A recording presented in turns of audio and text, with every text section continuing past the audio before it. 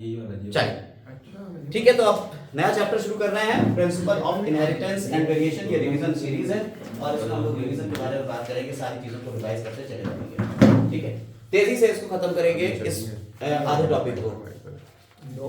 देखिए, principle of inheritance and variation में सबसे पहले तो हम लोगों को छोटी छोटी बातें कर लेना है, क्योंकि इसके ऊपर क्वेश्चंस पड़े हुए हैं यहाँ पे। सबसे पहली बात तो ये है कि क्या होती है जेनेटिक्स, जेनेटिक्स होती ही क्या है, इसके बारे में थोड़ी सी बात एनसीईआरटी ने कही है। There are several related questions that deal with the specifically in the branch of biology known as genetics.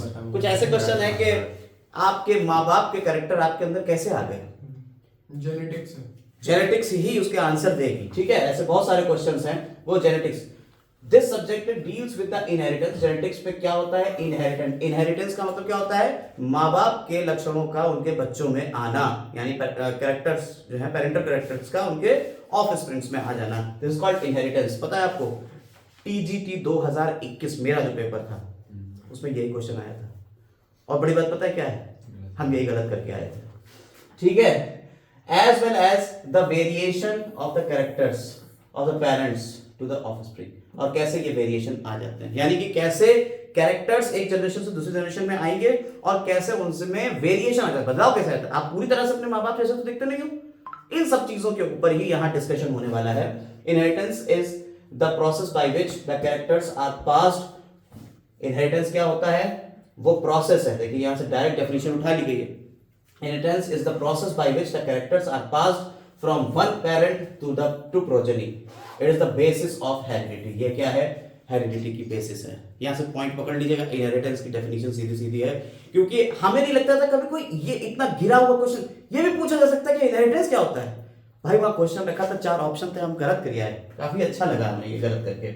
Variation is the degree by which progeny differ from their parents. Variation क्या है, वो कितने percent, यानी कितना आप अलग हैं, degree है।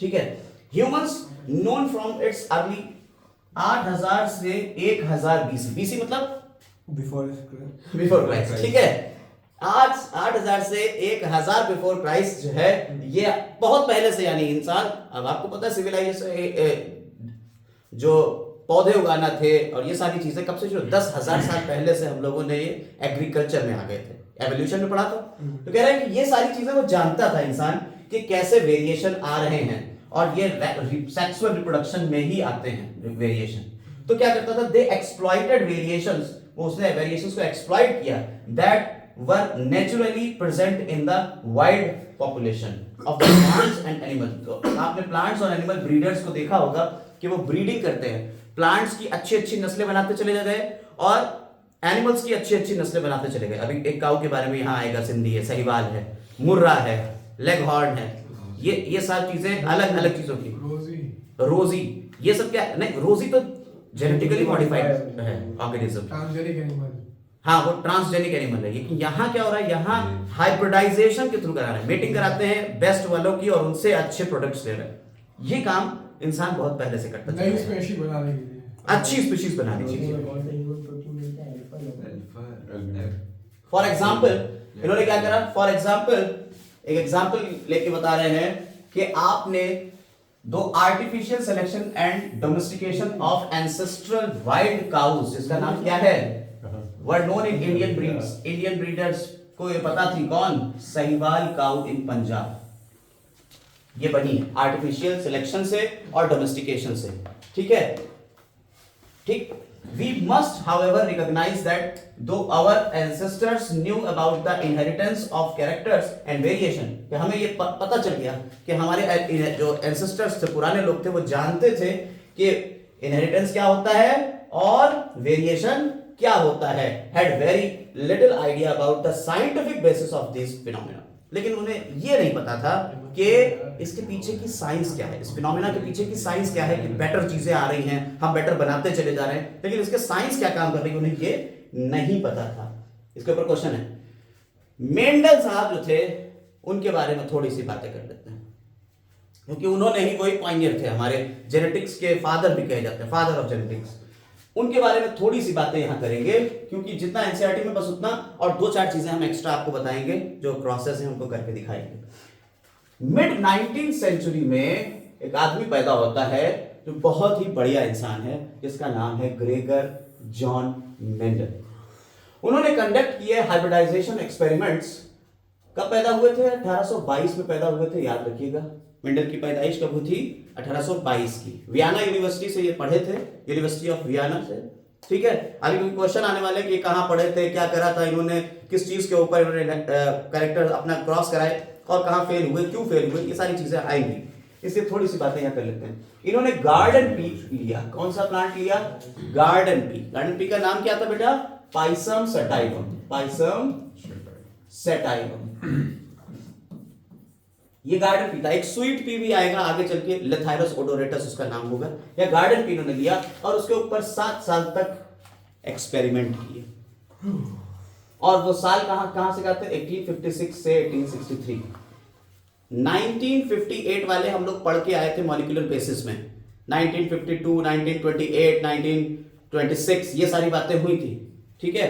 मिशन ने ये सब किया। लेकिन अब हम उससे भी पीछे आ गए, 18 में चले गए, 19 से और पीछे चले गए और प्रपोज किया उन्होंने laws of inheritance in the living organism. 7 साल एक्सपेरिमेंट करने के बाद उन्होंने लॉज ऑफ इनहेरिटेंस दिए ऑर्गेनिज्म में। During Mendel's investigation into inheritance pattern, it was for the first time that the statistical analysis and mathematical logic were applied to problems in biology. ये पहली बार था जब मेंडल ने स्टैटिस्टिकल एनालिसिस की और mathematical logic लगाए biology के अंदर। ये पहली बार मैथमेटिक्स को बायोलॉजी में घुसेड़ने वाले कौन थे? वो यही था इंसान। याद रखना, बदला लिया जाएगा। यही रीजन फेलियर का भी था। हाँ, यही फेलियर का भी था, क्योंकि उन्होंने कर दिया तो बदला लोगों ने ले लिया कि तुम पता नहीं क्या मैथमेटिक्स डाल रहे हो। बायोलॉजी तो, जैसा कि भाई कहते हैं, बायोलॉजी तो आर्ट साइड का सब्जेक्ट है, तुम उसमें मैथमेटिक्स डाल देते हो, साइंस साइड बना दे रहे हो, ठीक है। तो ऐसा क्यों करते हो? His experiment had a large sampling size. उनका जो एक्सपेरिमेंट था उसमें बहुत बड़ा सैम्पलिंग साइज था, यानी कि जो उन्होंने जिन चीजों के ऊपर एक्सपेरिमेंट किया सैंपल साइज बहुत बड़ा था। कई 10,000 तक के प्लांट्स थे, 10,000 प्लांट्स के ऊपर उन्होंने पूरी पढ़ाई करी, which gave greater credibility to the data। क्योंकि जितना सैंपलिंग साइज बड़ा होगा डेटा उतना ही अच्छा होगा। जैसे अब कहा जाता है चॉकलेट खाने से हमें एंडोर्फिन्स निकलते हैं, अच्छा लगता है, बढ़िया लगता है, सेहत अच्छी बनती है, ठीक है। नहीं, अब डार्क मतलब आप समझिए इसका क्या डेटा लिया गया होगा, कहीं ना कहीं सैंपलिंग की गई होगी। तो उन्होंने कहा कि हमने 2 ग्रुप बनाए, जिनको एक को हमने चॉकलेट खिलाई, एक को चॉकलेट नहीं खिलाई। अरे डार्क वाली ही सही। तो फिर क्या, उसके बाद उनके मेटाबॉलिक रेट को देखा तो उनसे पता चला कि साहब ये बड़े खुश रहने लगे, ये अच्छा काम करने लगे, और ये कहे नहीं। तो सैंपलिंग साइज हमने 10,000 लोगों के ऊपर काम किया, हमने 5,000 लोगों के ऊपर किया, हमने 20 ही लोगों के ऊपर काम किया। जितना बड़ा सैंपलिंग साइज होगा, जितना ज्यादा डेटा कलेक्ट करेंगे, उतना ही क्रेडिबिलिटी ज्यादा होगी, उतना ही रिलायबल होगा, हम उस पर विश्वास कर सकते हैं। फिर अगले ही दिन आप अखबार में देखते हैं चॉकलेट ज्यादा खाने से होते हैं नुकसान। उन्होंने दूसरा सैंपलिंग साइज लेके उन्होंने देख लिया कि भाई साहब आप डार्क चॉकलेट आप खाते जा रहे थे, ब्लड प्रेशर के मरीज हो गए, हाई बीपी रहने लगा। तो ये भी दिक्कतें आने लगी। तो क्या है, अलग अलग सैंपलिंग साइज से, ठीक है। अब आगे बढ़ते हैं। तो कह रहे हैं डेटा का जो साइज था, डेटा की क्रेडिबिलिटी उस सैंपलिंग साइज ज्यादा होने की वजह से ज्यादा अच्छी होगी। Also the confirmation of his inference from experiments two successive generation. उन्होंने एक के बाद दूसरी जनरेशन पे भी रिसर्च करते चले गए और वो बिल्कुल सक्सेसफुल रहे अपने इन्फेरेंस में। Prove that the result pointed to the general rule inheritance rather than being unsubstantial ideas। कह रहे ये अनसब्सटेंशियल आइडियाज नहीं थे, ये क्रेडिबिलिटी वाले थे और ये ठोस सबूत थे। तो क्या कह रहे हैं अब आगे? तो मेंडल साहब के बारे में हम लोग पढ़ाई कर रहे हैं और मेंडल ने फिर आगे क्या कहा? मेंडल ने इन्वेस्टिगेट किया characters in garden pea plant that were manifested as 2 opposing traits. उन्होंने यहां पे 2 अपोजिट ट्रेट्स ले लिए। आप डायग्राम को देखते चलिएगा क्योंकि ये डायग्राम सही ज्यादा चलेगा। एक टॉल ले लिया, एक डॉर्फ ले लिया, कैरेक्टर्स हैं अलग अलग। 7 कैरेक्टर मेंडल ने लिए थे पी प्लांट के। कौन कौन से थे जरा ध्यान दीजिए। Seed shape, seed colour, flower shape और फ्लावर कलर और फ्लावर पोजीशन, और पॉड शेप और पॉड कलर, और प्लांट हाइट। ये 7 कैरेक्टर लिए हैं किसने? मेंडल साहब ने, ठीक है। ध्यान से देखिए यहां पे flower colour, flower position, seed shape, seed colour, pod shape, pod colour. और आखिरी ये जो था ये प्लांट स्टेम हाइट था। और इन दोनों के कैरेक्टर्स में ये सभी सातों कैरेक्टर्स में दो बातें थी। एक डोमिनेंट कैरेक्टर था, एक डोमिनेंट ट्रेट था और एक रिसेसिव ट्रेट था। ठीक है, डोमिनेंट ट्रेट में सीड शेप के राउंड डोमिनेंट है और ये रिंकल्ड। रिसेसिव सीड कलर में येलो और ग्रीन, फ्लावर कलर वॉयलेट और व्हाइट, पॉड शेप, पॉड मतलब फली का फुल और कंस्ट्रिक्टेड, और पॉड कलर ग्रीन और येलो, और फ्लावर पोजीशन एक्सियल और टर्मिनल। एक्सियल यानी कि साइडों में फ्लावर निकले हुए हैं और टर्मिनल यानी कि टिप के ऊपर फ्लावर निकला हुआ। ठीक है, और प्लांट हाइट, टॉल और डॉट, ये 7 कैरेक्टर इन्होंने लिए थे और उनके ट्रेट थे। तो ये बात इन्होंने करी अपने एक्सपेरिमेंट में, इन्वेस्टिगेशन कर रहे थे ये। ठीक है, Mendel investigated characters in the garden pea plant that were manifested the 2 opposing traits, जैसे टॉल और डॉर्फ हो सकता है, येलो या ग्रीन हो सकता है। This allowed him to set up a basic framework of rules governing inheritance. उन्होंने इस तरीके से एक बेसिक फ्रेमवर्क बना दिया कि सब हमारे जो रूल है वो इसी के ऊपर चार्ज करेगा, यही बेसिक प्रिंसिपल हमारे हो गए जो आगे चल के हमारे ऑब्जर्वेशन में दिखेंगे। मेंडल कंडक्टेड सच आर्टिफिशियल पॉलिनेशन और क्रॉस पॉलिनेशन। मेंडल ने क्या करे, आर्टिफिशियल पॉलिनेशन भी करा और क्रॉस पॉलिनेशन भी करा। उसमें आर्टिफिशियल में ही क्या करा, क्रॉस पॉलिनेशन। आर्टिफिशियल पॉलिनेशन क्या होता है, अपने आप से करना इंसानों के द्वारा, और क्रॉस पॉलिनेशन क्या होता है, एक इधर मेल है इधर फीमेल है, इन दोनों के बीच। फ्लावर पी प्लांट ही क्यों लिया था, पी प्लांट इसलिए दिया था क्योंकि शॉर्ट लाइफ स्पैन था, उसमें कंट्रास्टिंग कैरेक्टर्स अच्छे मिलते थे, उसके अलावा उसमें सीड बहुत ज्यादा मिलते थे क्योंकि एक मेटिंग से ही बहुत सारे सीड ऑफस्प्रिंग मिल सकते थे। ठीक है, ये सारी चीजें थी, और 1 वर्षीय प्लांट था एनुअल प्लांट। सेकंड क्या बताया, शॉर्ट लाइफ स्पैन है, कंट्रास्टिंग कैरेक्टर्स मिल रहे हैं उसमें। ठीक है, कंट्रास्टिंग कैरेक्टर्स है। इसमें सेल्फ पॉलिनेशन और क्रॉस पॉलिनेशन दोनों तरीके के पॉलिनेशन हो सकते हैं, यानी फ्लावर में सेल्फ पॉलिनेशन भी हो सकता है, फ्लावर अपने आप ही कर सकता है क्योंकि मेल फीमेल है, बाइसेक्सुअल फ्लावर्स है, और क्रॉस पॉलिनेशन भी हो सकता है। क्रॉस पॉलिनेशन के लिए उन्होंने इमैस्कुलेशन कर दिया था, यानी मेल पार्ट को काट दिया। फ्लावर लिया, उसमें मेल फीमेल पार्ट होते हैं, मेल पार्ट को काट देना, इमैस्कुलेशन। ई का मतलब होता है एलिमिनेशन, और मैस्कुलेशन को मैस्कुलिन कैरेक्टर को एलिमिनेट कर दिया। इस तरह से वो क्या करने लगे, आर्टिफिशियल पॉलिनेशन भी कर सकते थे। ये सारी चीजें उन्होंने करी, आर्टिफिशियल पॉलिनेशन और वही क्रॉस पॉलिनेशन हुआ। अपने एक्सपेरिमेंट किए using several true breeding P lines. True breeding, ये ट्रू ब्रीडिंग पी लाइन्स क्या होती है जरा समझिए। ट्रू ब्रीडिंग मतलब प्योरिटी, प्योर, जैसे कि हमने कहा टॉल है तो टी, ये प्योर है, डॉर्फ है तो स्मॉल टी, ये प्योर है। तो ये ट्रू ब्रीडिंग लाइन्स होती हैं। इसका यहां से इन्होंने शुरू किया था। भाई आपको कोई प्लांट मिल जाए, एक प्लांट के ऊपर बेचारे ये जो थे कच्चा खा गए थे सर जी। आर्टिफिशियल और सेल्फ एक ही होता है। आर्टिफिशियल का मतलब होता है इंसानों के द्वारा करा गया आर्टिफिशियल। सेल्फ का मतलब होता है अपने आप से हो रहा है। ठीक है, स्पोर्स वाला जो होता है। हाँ, पॉलन ग्रेन जो है वो एंथर से स्टिग्मा तक जा रहे हैं पॉलिनेशन, तो उसे कहते हैं पॉलिनेशन। अब ये सेल्फ पॉलिनेशन करेगा या क्रॉस पॉलिनेशन कर सकता है, 2 तरीके का। अब अगर आर्टिफिशियली कराएंगे आप तो आप चूज करेंगे ना, इधर से उठा के इधर तक ले जाएंगे तो आप क्रॉस कराएंगे ना। सेल्फ करना होता तो वो खुद ही कर लेता, सेल्फ पॉलिनेशन तो नेचुरली हो जाता है। क्रॉस पॉलिनेशन को आपको आर्टिफिशियली करना पड़ेगा। क्रॉस और आर्टिफिशियल एक होता है। नहीं, एक नहीं होता, आप इसे अलग ही अलग रखिए। ठीक है, सेल्फ पॉलिनेशन और क्रॉस पॉलिनेशन कंट्रास्ट में है, और आर्टिफिशियल और नेचुरल कंट्रास्ट में है। ठीक है, द ट्रू ब्रीडिंग लाइन ली उन्होंने that having undergone continuous self pollination. True breeding line कैसे बनाई जाती है, अगर आप सेल्फ पॉलिनेशन कंटिन्यूअस करते चले जाओगे तो क्या बन जाएंगी, ट्रू ब्रीडिंग लाइन बन जाएंगी। यानी ये देखिए, कहा ये जाता है कि अगर आप 4 जनरेशन या उससे आगे तक सेल्फ पॉलिनेशन कराते चले जा रहे हो तो उनके जीन्स जो हैं वो ट्रू ब्रीडिंग में हो जाते हैं, प्योर लाइन बन जाती है। यानी कि आपने कहा कैपिटल टी स्मॉल टी है, कैपिटल टी स्मॉल टी है, इनके बीच क्रॉस कराओ, एक जनरेशन आई, फिर उसका सेल्फ पॉलिनेशन कराओ, फिर उसका सेल्फ पॉलिनेशन कराओ, फिर उसका सेल्फ पॉलिनेशन कराओ। 3, 4, 5 जनरेशन के बाद जब आपको मिलेगा तो वो ये नहीं मिलेगा। तब आप अगर टॉल लोगे तो प्योर टॉल मिलेगा, डॉर्फ लोगे तो प्योर डॉर्फ मिलेगा आपको।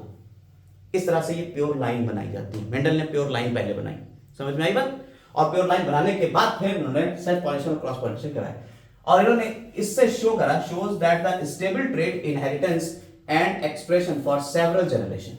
मेंडल ने 14 true breeding P plant variations को सेलेक्ट किया था जो कैसे थे, एज पेयर्स, वो पेयर में थे। यानी कितने पेयर हो गए, 7 पेयर। कितने कैरेक्टर है, 14। ठीक, पॉइंट याद रखिएगा, क्वेश्चन यहां से उठेंगे, आप लोग जाके 7 कैरेक्टर लगा दोगे। 7 पेयर लिए हैं, 14 हैं, ठीक है, विच वर सिमिलर एक्सेप्ट फॉर 1 कैरेक्टर। एक कैरेक्टर जो है वो अलग है, कंट्रास्टिंग ट्रेट। जैसे seed colour seed shape, pot colour pot shape, flower colour flower position, दो ले लिए, लेकिन एक अलग है। वो कौन है, प्लांट हाइट या स्टेम हाइट, वो टॉल और डॉर्फ है, वो सिर्फ एक सिंगल ही रहता है। Some of the contrasting traits selected but ये 7 लगाएंगे या 14 लगाएंगे इसमें? पेयर 7 हो गए। पेयर में हो गए तो 7, और अगर टोटल पूछा तो 14। ठीक है, मतलब मेंशन अभी करना ही क्वेश्चन पेयर का। अभी क्वेश्चन इसके ऊपर आएंगे, आप देखिएगा कम से कम 50 क्वेश्चन इसी टॉपिक से आपको मिलने वाले हैं। आज लंबा चलेगा ये सेशन, ठीक है। तो आपको रिंकल्ड सीड, स्मूथ या रिंकल्ड, येलो और ग्रीन, ठीक है, इन्फ्लेटेड और कंस्ट्रिक्टेड, और येलो पॉट और टॉल और डॉर्फ। ठीक, आपको टेबल 1 दिखाएंगे, अगली टेबल में आप अगर देखेंगे तो आपको यहां मिल रहा है, देखिए मिल रहा है आपको, साफ साफ दिख रहे हैं। देखिए यहां उनके कैरेक्टर्स हैं, स्टेम हाइट के, फ्लावर कलर के, फ्लावर पोजीशन, ठीक है, 1 2 3 4 5 6 7 दिख रहे हैं। और इनके दोनों के डोमिनेंट और recessive contrasting, tall dwarf, violet white, axial terminal, inflated constricted, ठीक है, ग्रीन, येलो, राउंड, रिंकल्ड और येलो और ग्रीन। जरा ध्यान दीजिए, सीड कलर की बात आएगी तो डोमिनेंट है येलो, अगर पॉड कलर की बात आएगी तो डोमिनेंट है ग्रीन। ठीक है, ये याद रखिएगा, इधर वाले डोमिनेंट है, इधर वाले रिसेसिव है। अब इनहेरिटेंस ऑफ 1 जीन आ जाता है, इनहेरिटेंस ऑफ 1 जीन आ जाता है। लेकिन इससे पहले कि हम इनहेरिटेंस ऑफ 1 जीन करें, हम कर लेते हैं questions related to this topic. ठीक है, चल क्वेश्चंस आ गए हैं, आप देखिए। क्या है, रीड द फॉलोइंग स्टेटमेंट। आपको स्टेटमेंट को रीड करना है और सेलेक्ट करना है। अपनी अपनी एनसीईआरटी पे ध्यान देते रहेंगे और इन स्टेटमेंट्स को पढ़ेंगे। चल पढ़। पहला genetics IB deals with the inheritance as well as variation of the characteristic from parent to offspring. तो बी है सही है, पहला सही है। पहले सही है, सारे सही। B Variation is the process by which characters are passed from one parent to progeny. नहीं, Variation, डिग्री variation तो degree of डिग्री difference है parents में। Inheritance is the basis of सही heredity. है। Inheritance is the degree by which progeny differ from their parents. हाँ सही है। Inheritance की वेरिएशन होगा इसका। Human knows as early as इतने से इतने तक सही। इंसानों को पता था सेक्सुअल रिप्रोडक्शन। सही है। वेरिएशन, लेकिन कॉज हिडन था, है ना। तो A, C और E, A, C और ई क्लियर हो गई बात। Yes sir. Sir find out the incorrect. अच्छा, इनकरेक्ट वाले फाइंड करना है, B और D। B करेक्ट है। बी डी ई नहीं, बी एंड डी और सी होगा इसका। सी इसका सी है sir. B and D only. B and D only, B और D ही तो गलत है। जी। ठीक है, ठीक, चलिए आगे देखते हैं। गलत वाला बताना है, देखिए इसमें यही पॉइंट पे दिक्कत आ जाएगी। अगला देखिए। तो इसका भी है। कहीं करेक्ट करके तो दूसरे लगा दें। 7 साल तक भाई ने मेहनत करी। 56 से 63 तक। Sir B. ठीक, सहीवाल पंजाब। इन कहाँ की है, पंजाब की है ना, पंजाब हो गया। और डी हो A और D दोनों पंजाब है। Was developed by, कैसे बनी थी, artificial selection and domestication. Artificial selection और डोमेस्टिकेशन, नेचुरल थोड़ी था, आर्टिफिशियल था। तो ये वाला हो जाएगा। ठीक,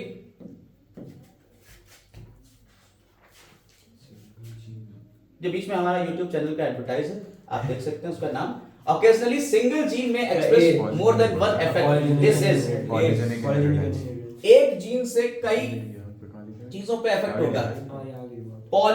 प्लियोट्रॉपी, देखिए तो यहाँ पे थोड़ा सा पॉइंट समझिएगा, ये एक क्वेश्चन थोड़ा आउट ऑफ द बॉक्स है, इस मतलब इस टॉपिक से नहीं है, लेकिन हम आपको समझाते हैं। देखिए अगर कोई एक कैरेक्टर सिंगल कैरेक्टर है, इसको ये वाला जीन भी इस कैरेक्टर के लिए जिम्मेदार है, ये वाला जीन भी इस कैरेक्टर के लिए जिम्मेदार है, ये वाला जीन भी है, इसे कहते हैं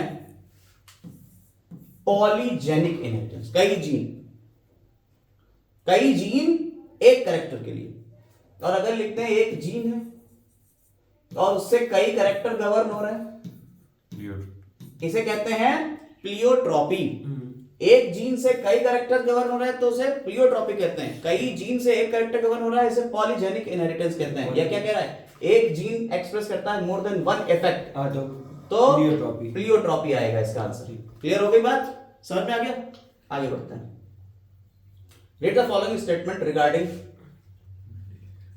अच्छा मेंडल के ही ऊपर आ गए हैं, ठीक है, तो थोड़ा सा मेंडल के कैरेक्टर्स के बारे में बात कर लेते हैं। मेंडल के वैसे तो इसमें है, read the following statement, Mendel experiment small size, हाँ ये देखिए वही क्वेश्चन था उसी थ्योरी से, बताइए। पहला तो सही है। कह रहे हैं मेंडल्स एक्सपेरिमेंट में स्मॉल सैंपल साइज था, बड़ा था। लार्ज सैंपल साइज था। अभी बात हो गई थी कि लार्ज ट्रू ब्रीडिंग क्या करना है इसमें, हमें चूज द करेक्ट ऑप्शन, ठीक है, करेक्ट ऑप्शन बताना। True breeding lines shows stable trait inheritance and express for several generation, हाँ ठीक है, स्टेबल होगा सेवरल जनरेशन तक, right. In a dissimilar pair of factors one member of pair dominates over other, हाँ ठीक है, नहीं भाई ये तो सही है, तीसरा हाँ वाला सही है, तीसरा वाला सही हो तो गया ना। ठीक है, इसका ऑप्शन बी होगा 2, 3 एंड 5। तीसरा वाला सही है। हाँ सही है। फिर a recessive parental trait is expressed only in its heterozygous condition। गलत। रिसेसिव वाला हेटेरोजाइगस में, याद रखिए रिसेसिव वाला हमेशा होमोजाइगस में ही अपने आप को एक्सप्रेस करेगा। हेटेरोजाइगस में अगर होगा तो डोमिनेंट वाला हेटेरोजाइगस के ऊपर डोमिनेट कर जाएगा, ठीक है, ये याद इसका बी रखिए। होगा इसका। Two alleles of gene are located on homologous site, दो एलील जो है वो होमोलॉगस साइट के ऊपर होते हैं, होमोलॉगस क्रोमोसोम में। हाँ बिल्कुल सही बात लिखी हुई है। एक क्रोमोसोम ये है, एक क्रोमोसोम ये है, मान लीजिए कैपिटल टी है और यहाँ कैपिटल टी हो गया, तो ये दोनों एलील अलग अलग है, दोनों से मिलकर एक जीन बनता है। सर फोर्थ वाला सही है। जी जरा समझिए, हम समझा तो रहे हैं आपको। फोर्थ वाला क्या है, रिसेसिव पेरेंटल ट्रेट, ये बताया तो हमने आपको। ये रिसेसिव वाला हमेशा स्मॉल, दोनों अगर होंगे डबल रिसेसिव होगा तभी वो करेगा, अगर एक रिसेसिव एक डोमिनेंट है तो नहीं करेगा। अब इसके ऊपर हम आ रहे हैं क्वेश्चन को, अभी आप जहां पे समझ लीजिए, बाकी थ्योरी में अभी हम समझाने वाले हैं इसी पॉइंट को, डोमिनेंट और रिसेसिव कैसे एक्सप्रेस करते हैं समझाएंगे। यहाँ एलील्स की बात की जाए तो दो होमोलॉगस क्रोमोसोम पे एलील होता है, तो कौन सा ऑप्शन सही हुआ इसका, सेकंड, थर्ड और 5 करेक्ट है। सेकंड भी करेक्ट है, थर्ड भी है और 5 भी करेक्ट है। क्लियर हो गई बात? आगे आते हैं अगला क्वेश्चन। मेंडल ने कितने साल तक, 7 years। 7 साल तक मेहनत करी। Which of the following not Which of the following is not correct? Dominant recessive trait pair of Piscicide।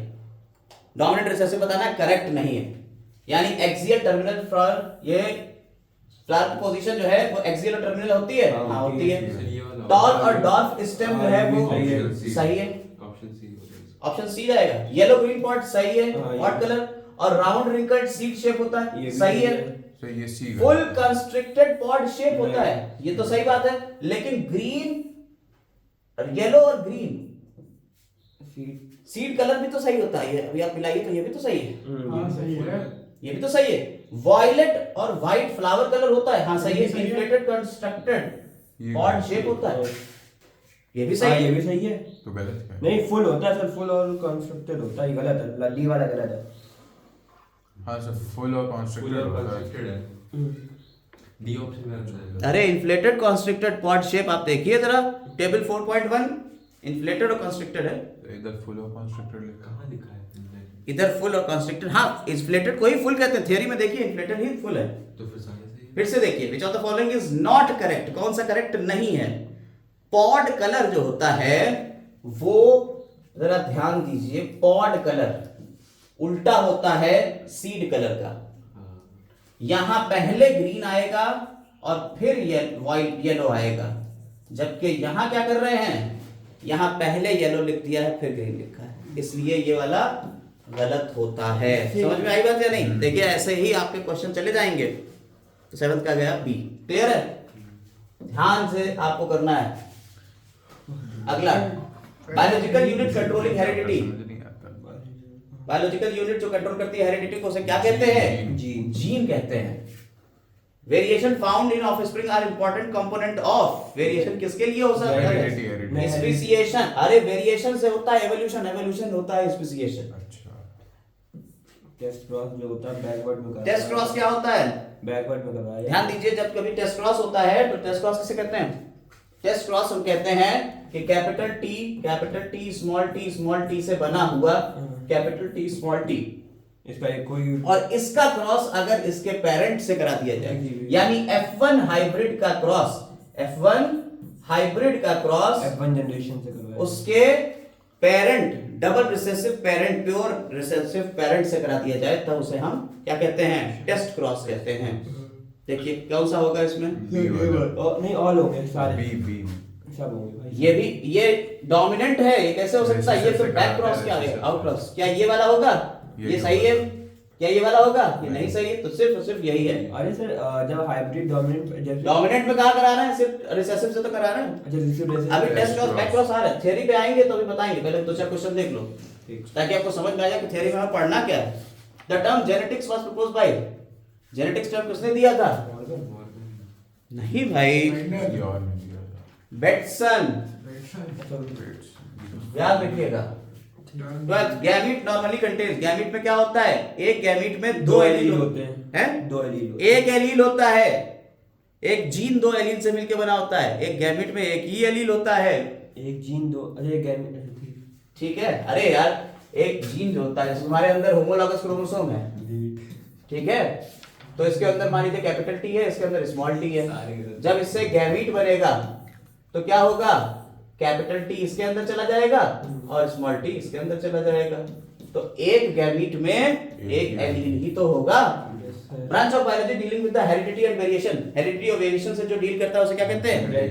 Genetics कहते हैं। चलो बिल्कुल सही आ रहा है, आगे बढ़ते हैं। Phenomena of an organism is the result of, sorry, phenotype. Phenotype, एक मिनट, किसका रिजल्ट होता है? म्यूटेशंस जीनोटाइप और एनवायरमेंटल इंटरेक्शन का। फिनोटाइप किसी भी चीज का जो फिनोटाइप यानी दृश्य रूप, यानी आपको जो दिख रहा है वो उसका जीनोटाइप डिपेंड करेगा। और उसका environment यानी कैपिटल टी है कि स्मॉल टी है, और साथ ही साथ उसका एनवायरनमेंट कैसा है। ठीक है, इस तरह से वो इसके ऊपर डिपेंड करता है। वर्ड जेनेटिक्स कम फ्रॉम, कहां से आया जेनेटिक्स? जीन से जेनेटिक्स निकला। ठीक है, genes controlling 7 trait in a pea studied by Mendel was actually located on, genome से आया शायद। नहीं, जीन से। जीन जो है आपके 7 पेयर जो थे, देखिए आप यहां पे ध्यान रखिएगा, ब्लिक्स्ट एक साइंटिस्ट थे। कौन थे? BLIXT, ब्लिक्स्ट। इन्होंने बताया कि हमारे जो मेंडल साहब थे, बाद में मेंडल साहब ने जो पी प्लांट के ऊपर अपनी रिसर्च करी और 7 कैरेक्टर्स लिए। ध्यान दीजिएगा, पी प्लांट के ऊपर रिसर्च करी और कितने कैरेक्टर लिए? 7 कैरेक्टर लिए। ये 7 कैरेक्टर्स के जीन, अब पी प्लांट में कितने क्रोमोसोम होते हैं? 7 पेयर। इन्होंने कैरेक्टर कितने लिए? 7 कैरेक्टर्स। कैरेक्टर तो 14 लिए थे। अरे 7 पेयर ही कैरेक्टर भी तो थे। ठीक है, अब जरा समझिएगा बात। तो आपको ऐसा लग रहा होगा हर क्रोमोसोम के ऊपर एक एक रखा होगा, ऐसा नहीं था। सिर्फ 5 क्रोमोसोम थे, ओनली, सॉरी 4 क्रोमोसोम थे। 4 क्रोमोसोम, बुक में नहीं है कुछ। बुक में है, मुझे याद है। 1, 4, 5 और 7, क्रोमोसोम नंबर 1, 4, 5, 7, जिनके ऊपर ये कैरेक्टर्स थे। ये बात आपको रट्टा मारना है, सही बुक में भी तो नहीं है, एनसीईआरटी में नहीं है भाई, इसीलिए तो ये हमने बताया आपको। Chromosome number 1, chromosome number 4, chromosome number 5, chromosome number 7, केवल 4 क्रोमोसोम थे जिनके ऊपर ये 7 कैरेक्टर्स थे। यानी किसी एक के ऊपर 2 होंगे, किसी एक के ऊपर 3 होंगे, इस तरीके से ये कैरेक्टर्स थे। आगे अभी थ्योरी में हम आपको बता देंगे, या आगे की हमारी जो फुल लेंथ क्लासेस हैं उनको आप देखेंगे तो उसमें हमने पूरा समझाया है कैरेक्टर कहाँ थे, क्या था। तो 16 का क्या जाएगा? 16 का जाएगा सी। In P, wrinkled seed is due to the non-formation of starch because of the absence of enzyme. Starch बनेगा किससे? क्या स्टार्च हम्म, अमाइलोज एमाइलेज स्टार्च को तोड़ता, डाइजेस्टिंग होता है। हाँ। इन्वर्टेज ये भी तोड़ने वाला एंजाइम, डाइएस्टेज ये भी तोड़ने वाला ब्रांचिंग एंजाइम। इम्पी प्लान ठीक है, ये आपको याद करना है। देखिए कुछ चीजें कॉमन सेंस से आएंगी, अभी इसके ऊपर थियरी में आने वाला है क्वेश्चन, थियरी में पूरा समझाएंगे ये कैसे होगा। ये सीड, ये जो स्टार्च वाला है, अभी स्टार्च ग्रेन के ऊपर आ रहा है। Father of human genetics, human genetics के फादर। देखिए ये पी प्लांट के ऊपर करा था, जेनेटिक्स के पापा तो कौन थे? मेंडल। लेकिन ह्यूमन जेनेटिक्स के पापा कौन थे? गैरोड। याद रखिएगा, गैरोड जो थे वो ह्यूमन जेनेटिक्स के फादर थे। ठीक है, which is wrong about Mendel. अभी देखिए मेंडल के बारे में हम लोगों ने बात करी, अब इसका आंसर आप देंगे, ये आप बताएंगे। ठीक है, बताइए जरा जल्दी से, कौन सी चीज गलत है मेंडल के बारे में? ही वॉज बॉर्न इन 1822, अभी बताया, पैदा हुए थे। Mendel presented his work in the form of paper. Sir इसका बी वाला गलत है। बी वाला गलत है। मेंडल ने तब तो एक्सपेरिमेंट कर रहा था, प्रेजेंट कहाँ करा था बेचारे ने, हैं? 56 से लेकर 63 तक तो उसने काम किया, तो ये गाला गलत है, ये तो सही है। Mendel carried out his experiment 7 साल, बिल्कुल सही। मर गया 84 में, बिल्कुल सही। तो यही बात गलत है। ठीक, for given character gametes is always, एक गिवन कैरेक्टर के लिए गैमीट्स हमेशा होमोजाइगस होंगे, प्योर होंगे, हाइब्रिड होंगे, हेट्रोजाइगस होंगे। प्योर, ठीक है, प्योर होते हैं। देखिए होमोजाइगस हेट्रोजाइगस क्या होता है, पता है आपको? नहीं पता, इनको नहीं पता है भाई, ये इसीलिए तो बैठे आज मजे लेने के लिए। कैपिटल टी, स्मॉल टी, अगर इस कंडीशन में आते हैं तो दिस कंडीशन का होमोजाइगस, होमो मतलब सेम, जाइगस मतलब जाइगोट जब बनेगा तो एक सा बने, होमोजाइगस। और अगर कैपिटल टी स्मॉल टी हो गया तो ये हेट्रोजाइगस है, यानी जाइगोट जो बनेगा उसमें ये अलग होगा, ये अलग होगा, तो हेट्रोजाइगस कंडीशन है। तो होमोजाइगस कंडीशन ये दोनों, हेट्रोजाइगस कंडीशन ये। तो वो कह रहा है होमोजाइगस जो होता है वो प्योर ही होते हैं हमेशा, लेकिन प्योर यहाँ पे लगाया गया वो। ठीक, अभी क्योंकि हम लोगों ने बात करी थी प्योर लाइन ली थी, अभी जो थियरी में बात हुई है वो प्योर लाइन थी। देखिए उसके एनसीईआरटी की लाइन, नॉर्मली गैमेट में 1 एलील और 1 जीन होता है। एक गैमीट में एक एलील होगा, और हाँ allele is alternate form of gene, gene ही है, एलील भी जीन ही है। ठीक है, तो सिर्फ एलील कहेंगे। हाँ अभी हम एलील और जीन के ऊपर आ जा रहे हैं, अभी समझा देंगे, सारे आपको टर्म समझा देते हैं। आप हम समझ गए कि आप लोग कहाँ तक हैं। 21 क्वेश्चन देख लीजिए, फिर हम लोग आते हैं वापस। जर्मन साइंटिस्ट, मेंडल क्या थे? जर्मन साइंटिस्ट, एक जर्मन साइंटिस्ट थे। ठीक है, ऑस्ट्रिया के थे, जर्मन के नहीं थे। मेंडल कहाँ के थे? ब्रून, ऑस्ट्रिया के थे। इनके पप्पा जो थे वो फार्मर थे और ये पेशे से मॉन्क थे। ठीक है, चर्च में काम करते थे। यूनिवर्सिटी ऑफ वियना में इन्होंने पढ़ाई करी है, यूनिवर्सिटी ऑफ वियना में। चलिए यहां तक हमने आपको कुछ क्वेश्चंस बता दिए हैं। अब हम लोग थोड़ा सा मेंडल के वर्क के ऊपर आ जाते हैं। जर्मन थे, आपको ऑस्ट्रियन थे? हाँ? जर्मन थे, ऑस्ट्रियन, ऑस्ट्रिया के थे, ऑस्ट्रिया, मॉन्क थे, हाँ पादरी, फादर थे। अब हम आपको कुछ 2-4 बातें बता देते हैं, जैसा कि हमने आपके अभी बेसिक कॉन्सेप्ट देख लिए, उसके हिसाब से हम थोड़ा सा थम के चलेंगे, आपको समझा देते हैं। देखिए मेंडल साहब ने शर्म करिएगा। टॉल प्लांट और डॉर्फ प्लांट के बीच में क्रॉस किया। तो पढ़े ध्यान दीजिए, मेंडल साहब ने टॉल और डॉर्फ के बीच में क्रॉस किया। एक क्रॉस दिखा रहा है एग्जांपल के तौर पे। और क्रॉस करने के बाद पता चला कि सारे के सारे प्लांट्स जो पैदा हो रहे हैं, मतलब उनके बीज बने और बीजों को फिर से बो दिया, और बोने के बाद फिर देखा तो सारे के सारे लंबे तने वाले यानी लॉन्ग स्टेम वाले मिले। ये छोटा वाला कहाँ चला गया? मेंडल ने परेशानी में सोचा भाई छोटा वाला कहाँ गया। तब फिर मेंडल ने इन जो ये वाले बोए थे इन्हीं के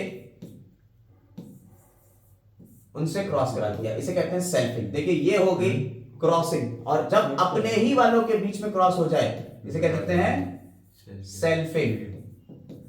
ठीक है, ये क्या हो गई? सेल्फिंग हो गई। अब सेल्फ जब क्रॉस कराया तब इन्हें पता चला कि कुछ डॉल मिले और कुछ डॉल्फ वापस से मिल गए। ठीक है, डॉल और डॉल्फ वापस से फिर से मिलने लगे। इसका मतलब क्या था भाई कि पहली जनरेशन में तो ये नहीं मिले, लेकिन उसके बाद जब इनके बच्चे पैदा हुए दूसरी जनरेशन में मिले। यहां से टर्मिनोलॉजी हम आपको सिखा देते हैं। यहां ये रखे पेरेंट्स, जहां से शुरू किया पेरेंट्स हम लेते हैं प्योर, प्योर और होमोजाइगस। समझ में? होमोजाइगस का मतलब क्या होगा? कैपिटल टी होगा। प्योर का मतलब हो गया कैपिटल टी,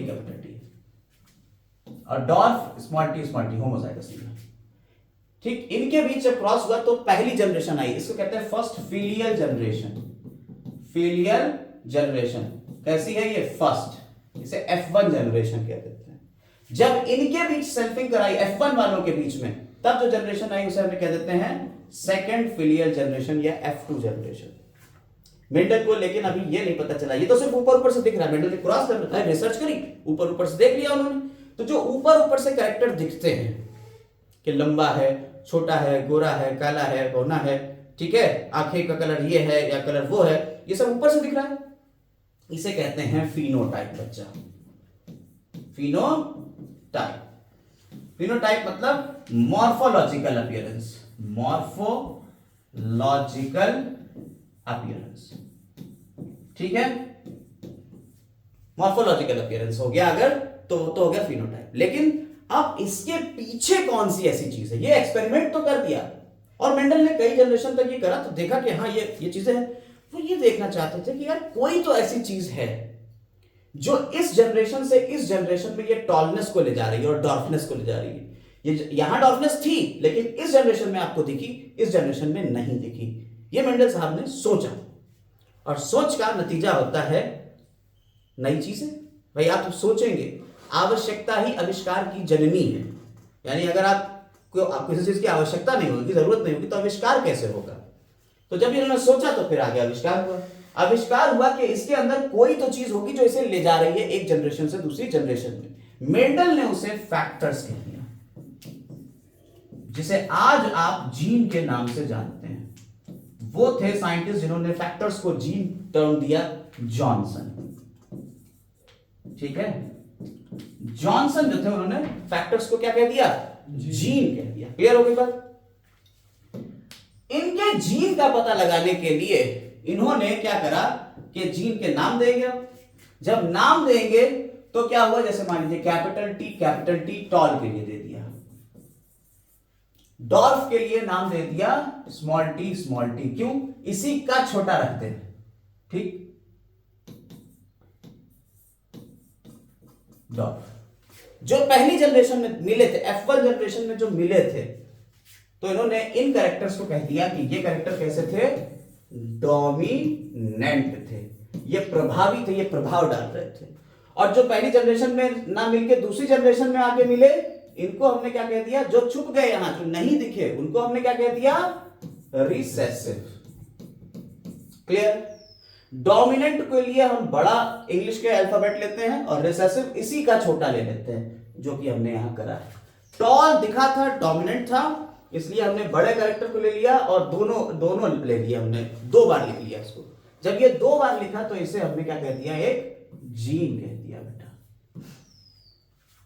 और यहां पे भी 2 बार लिख लिया है छोटे वाले, इसकी छोटी फॉर्म को यानी डॉर्फ वाले को, तो ये भी एक जीन हो गया। लेकिन अगर आप देखें तो जीन इन्हीं 2 चीजों से मिलकर बन रहा है, या तो कैपिटल टी हो सकता है या स्मॉल टी हो सकता है। और ये किसके लिए है? ये इसकी हाइट के लिए है। हाइट क्या है? एक कैरेक्टर, और कैरेक्टर की 2 फॉर्म, या तो टॉल हो सकती है या डॉर्फ हो सकती है। ऐसे ही जीन की 2 फॉर्म हो सकती हैं, या तो कैपिटल फॉर्म या स्मॉल फॉर्म। तो जो जीन की ऑल्टरनेट फॉर्म है उसे हमने क्या कह दिया बेटा? एलील का। क्लियर हुई मेरी बात? जीन की ऑल्टरनेट फॉर्म, ऑल्टर मतलब इसकी अदर कोई दूसरी फॉर्म होगी। ठीक है,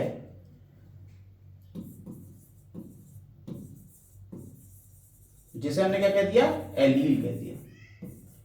एक जीन 2 एलील से मिलकर बना होता है। एक जीन कितने एलील से मिलकर बना होता है? 2 एलील से मिलकर बना होता है। जैसे हमने कहा कैपिटल टी, ये एक क्या है? जीन है, जिसमें एक एलील कैपिटल टी है, दूसरा एलील कैपिटल टी है। अगर हम कहें स्मॉल टी, ये भी एक जीन है, जिसमें एक एलील स्मॉल टी है, दूसरा एलील स्मॉल टी है। लेकिन अगर कैपिटल टी स्मॉल टी कह रहे हैं तो ये भी एक जीन है, 2 एलील मिल गए तो एक जीन बन गया। लेकिन याद रखिएगा 2 एलील ऐसा ना करिएगा एक टॉल वाला एलील ले लिया और एक सीड कलर का ले लिया येलो वाला, तो ये एक जीन बन गया। नहीं बेटा, दो एलील एक ही कैरेक्टर के होना चाहिए, ये बात याद रखिएगा, ठीक है। इसे हम जीन नहीं कह सकते, ठीक है, क्लियर हो गई मेरी बात। तो यहां पे ये भी एक जीन हो गया जिसमें एक ये एलील है और एक ये एलील। दैट मींस हमने 3 तरीके के जीन लिखे। अगर दोनों एलील सिमिलर हैं तो इस तरीके के जीन को कहते हैं होमोजाइगस कंडीशन। अगर दोनों एलील सिमिलर हैं तो क्या कंडीशन आई बेटा? होमोजाइगस। अगर दोनों एलील डिफरेंट है तो क्या कहते हैं? Heterozygous condition. एक ऑर्गेनिज्म जब 2n कंडीशन में होती है, हम लोगों के अंदर 2n कंडीशन है, यानी 23 पेयर, यानी पेयर में अगर क्रोमोसोम होंगे तो ये एलील्स रहते कहां हैं? क्वेश्चन क्या है? हमारे अंदर 46 क्रोमोसोम है, ठीक है, 46 क्रोमोसोम है, यानी 23 पेयर होंगे, और एक पेयर में एक आ रहा है फादर से और दूसरा आ रहा है मदर से। और ये क्रोमोसोम की जो लेंथ होती है, अगर एक बराबर है, एक फादर का और एक मदर का, दोनों क्रोमोसोम की लेंथ जब बराबर होती है और उनके ऊपर सेम जीन पोजीशन होती है, जिसे हम जीन लोकस कहते हैं।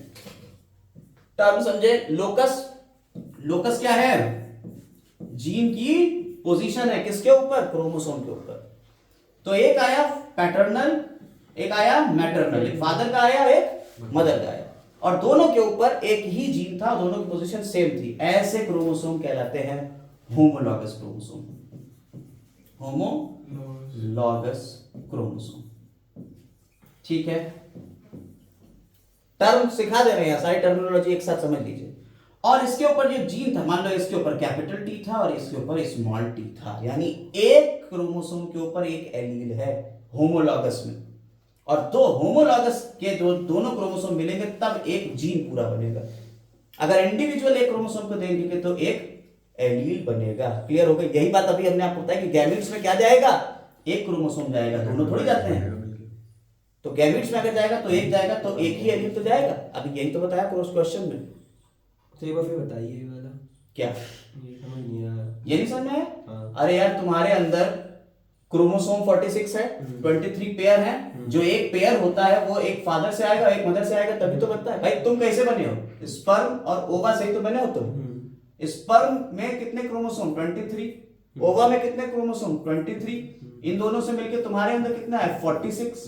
अगर एक ज्यादा आ गए तो ज्यादा नहीं आ सकता, अगर आया तो फिर आगे म्यूटेशन आ गया, एब्नॉर्मलिटी आ जाएगी, वो हम आगे पढ़ाएंगे, ठीक है। फिर शादियों में जाओगे पैसे लेने के लिए, ट्रेनों में घूमोगे पैसे लेने के लिए, फिर दिक्कत आ जाएगी। इसलिए ज्यादा और कम की बात नहीं, बिल्कुल एक साथ और उतरे ही 23 पेयर। तो यहाँ पेयर आ गया भाई, 23 इधर से 23 इधर से, same length, same size, same gene position, उसे हम कह दिया होमोलॉगस क्रोमोसोम। समझिए जरा बात।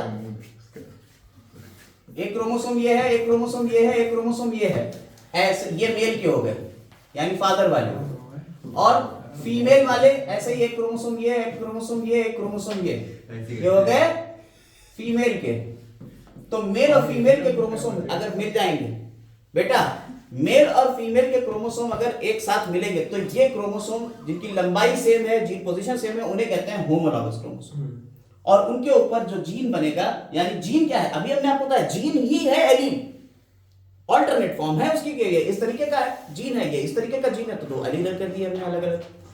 तो अगर यहाँ दोनों पे सेम जीन है तो इस तरीके से होमोलॉगस क्रोमोसोम होते हैं, और यहाँ जीन की पोजीशन सेम होती है, तो ये एक जीन बन गया और ये एलील बन गया। क्लियर हो गई बात? समझ रहे हो या नहीं? Yes sir. या अभी ट्रेनों में घूम रहे हो? समझ लो, ट्रेनों से बाहर आ जाओ, वापस यहाँ आ जाओ क्लास में। मेरे दुश्मन भी ना घूमे ट्रेनों में। ठीक है, आगे आते हैं, आगे चले आगे। तुम्हें समझ में आ गया है? चलिए दुआ दे रहा हूं मैं। अब यहाँ पे जो बात कर रहे हैं हमने आपको गैमीट्स बनना सिखा दिया, किस तरीके से गैमीट्स बनेंगे। एक होमोलॉगस क्रोमोसोम का एक पार्ट इधर चला जाएगा और एक पार्ट इधर चला जाएगा होमोलॉगस क्रोमोसोम का। तो गैमीट्स में क्या आते हैं? एलील्स आते हैं, ठीक। Sir Yes. होमोलॉगस क्रोमोसोम्स है, हाँ। जब इससे जीन बनेगा तो जब इससे देखिए जीन कहाँ, जीन तो ये बन तो गया जीन। होमोलॉगस क्रोमोसोम जीन एक पेयर एलील्स को कहते हैं, जिसमें एक क्रोमोसोम एक एलील लेके आएगा, दूसरा क्रोमोसोम दूसरा एलील लेके आएगा। जीन तो हेटेरोजाइगस होगा ना। तो यहाँ ये जीन हेटेरोजाइगस है। अगर यहाँ पे दोनों के सेम एलील होते तो होमोजाइगस कंडीशन रहती, वरना हेटेरो वरना हेटेरो है। अगर स्मॉल टी होता तो भी होमोजाइगस कंडीशन। ये तो डिपेंड करता है कि आपके पेरेंट्स से क्या आ रहा है। क्लियर है? अब हम इसके आगे बढ़ते हैं। तो मेंडल साहब को ये बात पता चल गई कि साहब ये क्रोमोसोम के अंदर कुछ ना कुछ होता है, और इसके लिए उन्होंने जीन टर्म फैक्टर ले लिया, और फिर उन्होंने कहा कि साहब अब इसका जीनोटाइप देखेंगे। तो यानी जो जीन्स का टाइप है इसे हमने क्या कह दिया है, जीनोटाइप कह दिया। देखो बेटा ये जीन्स का टाइप क्या है, ये जीनोटाइप है। पकड़ के इधर ही ले आऊंगा सर मैं। बेटा समझो बात को, ये क्या हो गया, ये जीनोटाइप हो गया। जरा ध्यान दीजिए, कैपिटल टी होगा तो क्या बनेगा, टॉल बनेगा। स्मॉल टी होगा तो क्या बनेगा, डॉर्फ बनेगा। और अगर यहाँ ये कैपिटल टी स्मॉल टी होगा तो टॉल बनेगा। अगर एक भी कैपिटल है तो टॉल बनेगा। जरा समझिए बात, इस जीनोटाइप की वजह से टॉल, डॉर्फ, टॉल ये कैरेक्टर बाहर आपको विजिबल कैरेक्टर दिख रहा है। यानी जीनोटाइप की वजह से ही तो आपको फिनोटाइप दिखता है। अभी यही तो क्वेश्चन था कि फिनोटाइप जो दिखता है वो किसकी वजह से दिखता है, जीनोटाइप और एनवायरमेंटल इफेक्ट की वजह से ही तो दिखता है। हमने आपको बताया ना, थ्योरी में हम सब बता देंगे। आ गया क्वेश्चन, समझ में आया या नहीं? आइए अब आ गया। तो genotype, phenotype, allele, gamete, homozygous, heterozygous और सब सारी चीजें पता चल गई। होमोलॉगस क्रोमोसोम भी पता चल गया।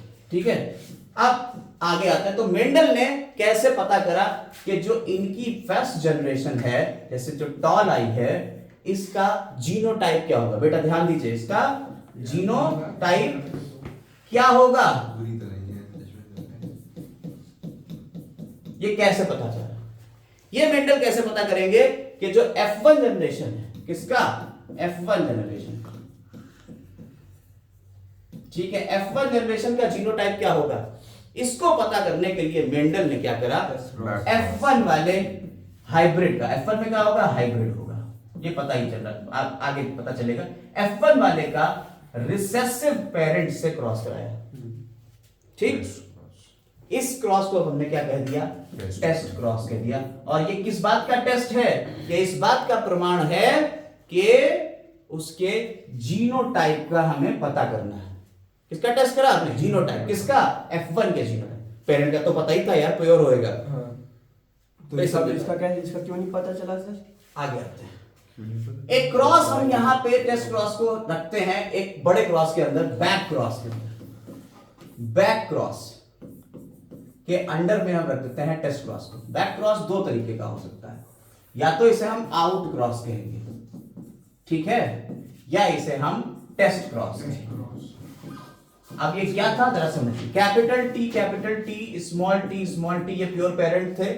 इनके बीच जब क्रॉस हुआ तो capital T small T type के बनेंगे सारे। अगर इसका क्रॉस इससे हो जाए, यानी F1 हाइब्रिड का क्रॉस डोमिनेंट पेरेंट से हो रहा है, तो इसे कहते हैं आउट क्रॉस। अगर F1 हाइब्रिड का क्रॉस रिसेसिव पेरेंट से हो रहा है, तो इसे क्या कहते हैं, टेस्ट क्रॉस। और चूंकि दोनों ही बैक पीछे जा रहे हैं क्रॉस करने के लिए, तो इसे कहते हैं हम बैक क्रॉस। क्लियर हो गई? जीनोटाइप पता करने के लिए हम टेस्ट क्रॉस करते हैं, और टेस्ट क्रॉस का रेशियो याद कर लीजिए, ध्यान दीजिए। टेस्ट क्रॉस का रेशियो क्या होता है, जो रेशियो होता है वो होता है 1:1, आधा आधा। अगर ये मोनो हाइब्रिड क्रॉस है, अगर कैसा है ये मोनो हाइब्रिड क्रॉस, ठीक। और अगर ये डाई हाइब्रिड क्रॉस होगा तो 1:1:1:1 आ जाएगा। ये क्या आ जाएगा, डाई हाइब्रिड। टेस्ट क्रॉस कराते हैं, करके दिखाएंगे, बिल्कुल। विज्ञान आप करके सीखें। लीजिए, दोनों क्रॉस कर लेते हैं। एक पहले बैक क्रॉस करते हैं, capital T small T, capital T small T, इसे क्या कह दिया हमने, बैक क्रॉस का। देखिए पहले हम कैपिटल टी स्मॉल टी का कैपिटल टी से कर रहे हैं, आउट क्रॉस करा के दिखा रहे हैं। देखिए क्रॉस कराने के लिए हम चेकर बोर्ड मेथड का यूज करेंगे। एक पुनीत साहब थे, पुनेट 2021 का क्वेश्चन है कि किसने बताया चेकर बोर्ड मेथड, तो वो पुनेट साहब थे। अभी हम लोग बात करेंगे, लेकिन पहले हम बता देते हैं मेथड क्या है। Punnett square. इन्होंने क्या करा, इन्होंने इस तरीके से एक स्क्वायर बना लिया। इसके कितने गैमेट हो सकते हैं, दो।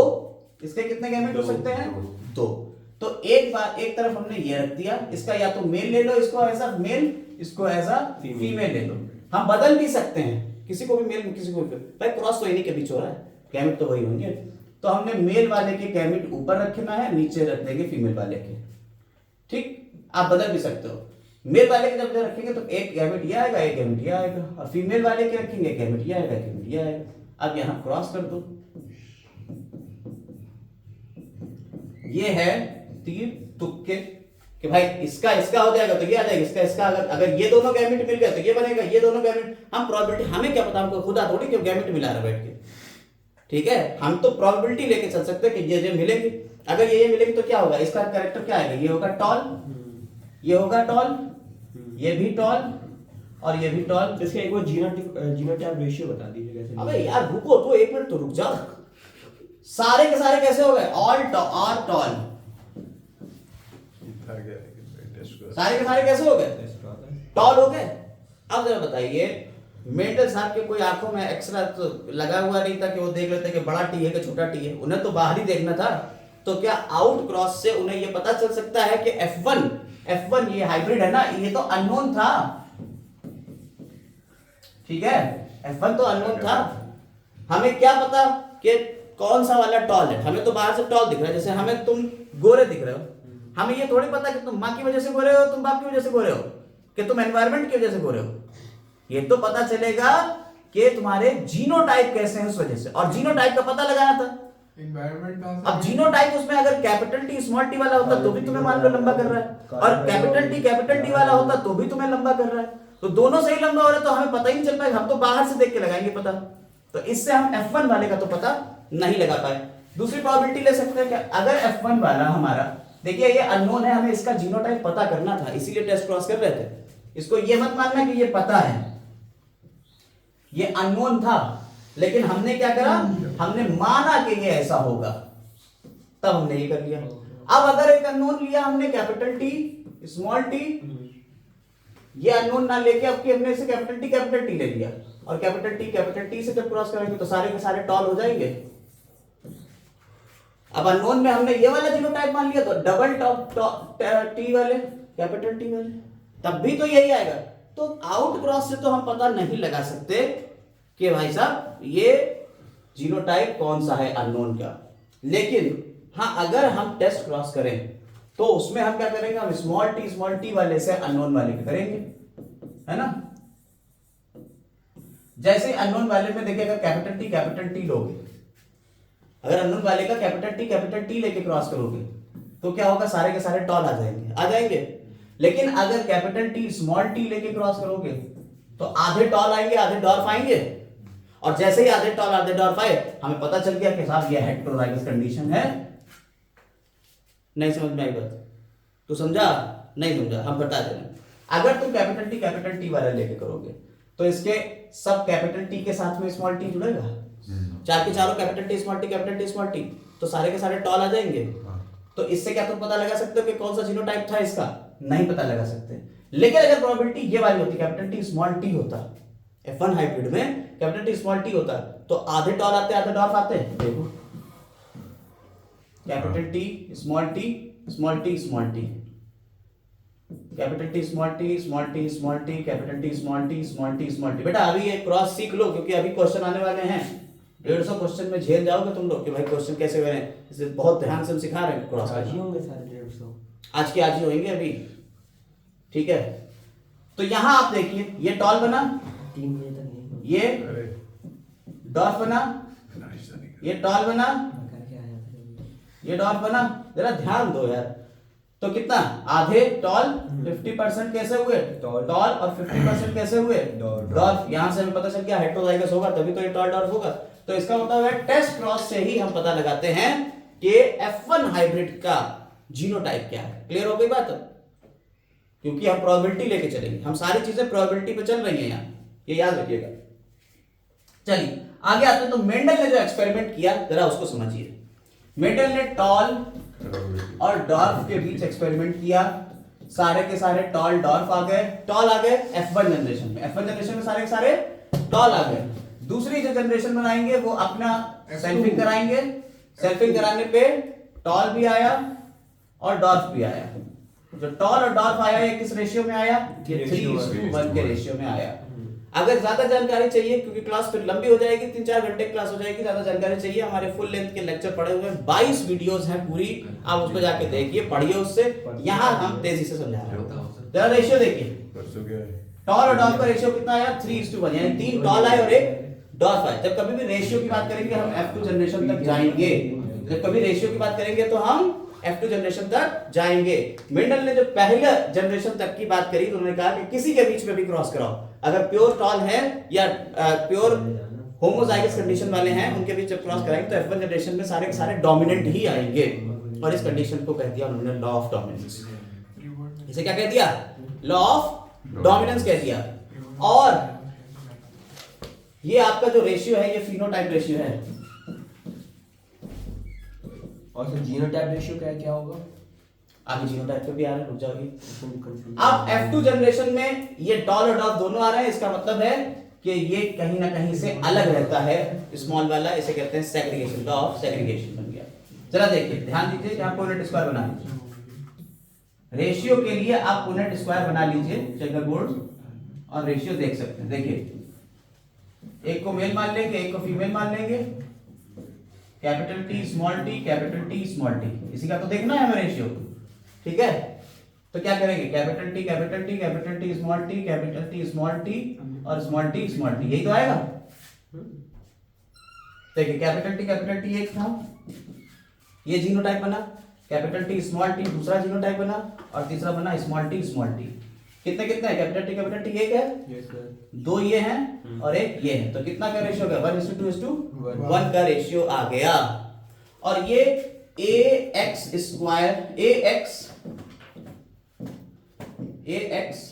किसका ratio?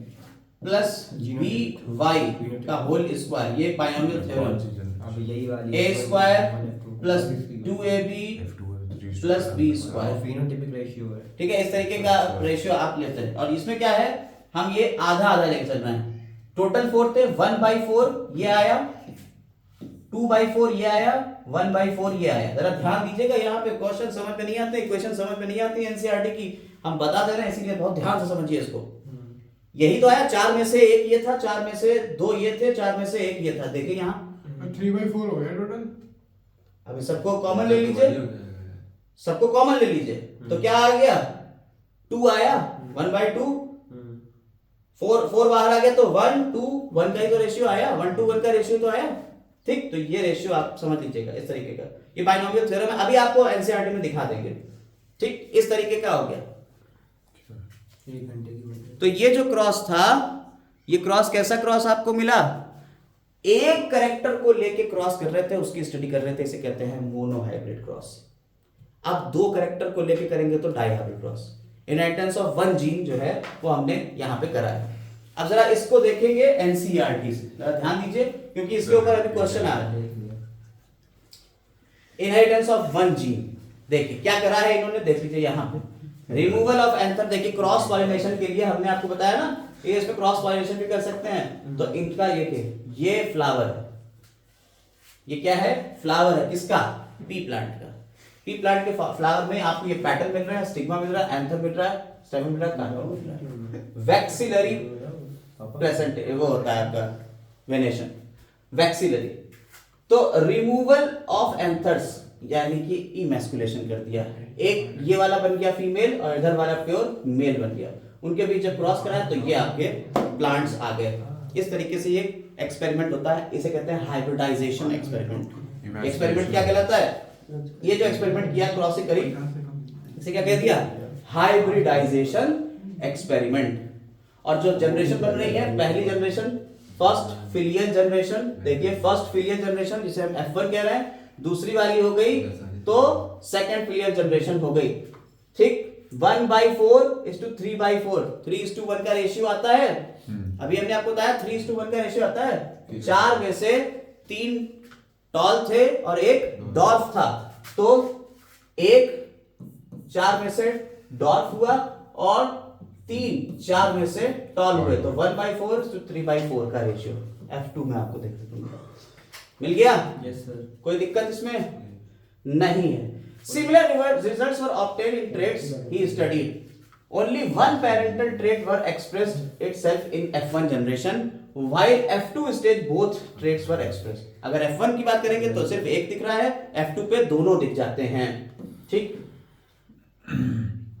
The contrasting trait did not show any blending either F1 और F2। जो कंट्रास्टिंग ट्रेट थे, कंट्रास्टिंग ट्रेट मतलब टॉल और डॉर्फ ब्लेंड नहीं कर रहे थे, ब्लेंड मतलब मिक्स नहीं हो रहे थे कि कैसे आप आधा लंबा हो जाते हैं आधा छोटा, यानी कि हम बीच का बन जाए, नहीं, या तो पूरा लंबा होगा या पूरा छोटा होगा, ये बीच का कोई सीन इसमें नहीं आता, ब्लेंडिंग नहीं होती, मिक्सिंग नहीं होती। बस यहीं से हमारा लॉस बनना शुरू हो रहा है, ध्यान दीजिएगा, वरना फिर लॉस नहीं मिल पाएंगे आपको मेंडल के। मेंडल ने कहा कोई ऐसी चीज है जो एक जनरेशन से दूसरी जनरेशन में इन कैरेक्टर्स को ले जा रही है, और उसे क्या कह दिया था, मेंडल ने इसे क्या कहा, फैक्टर, जिसको जॉनसन ने क्या कहा, जीन।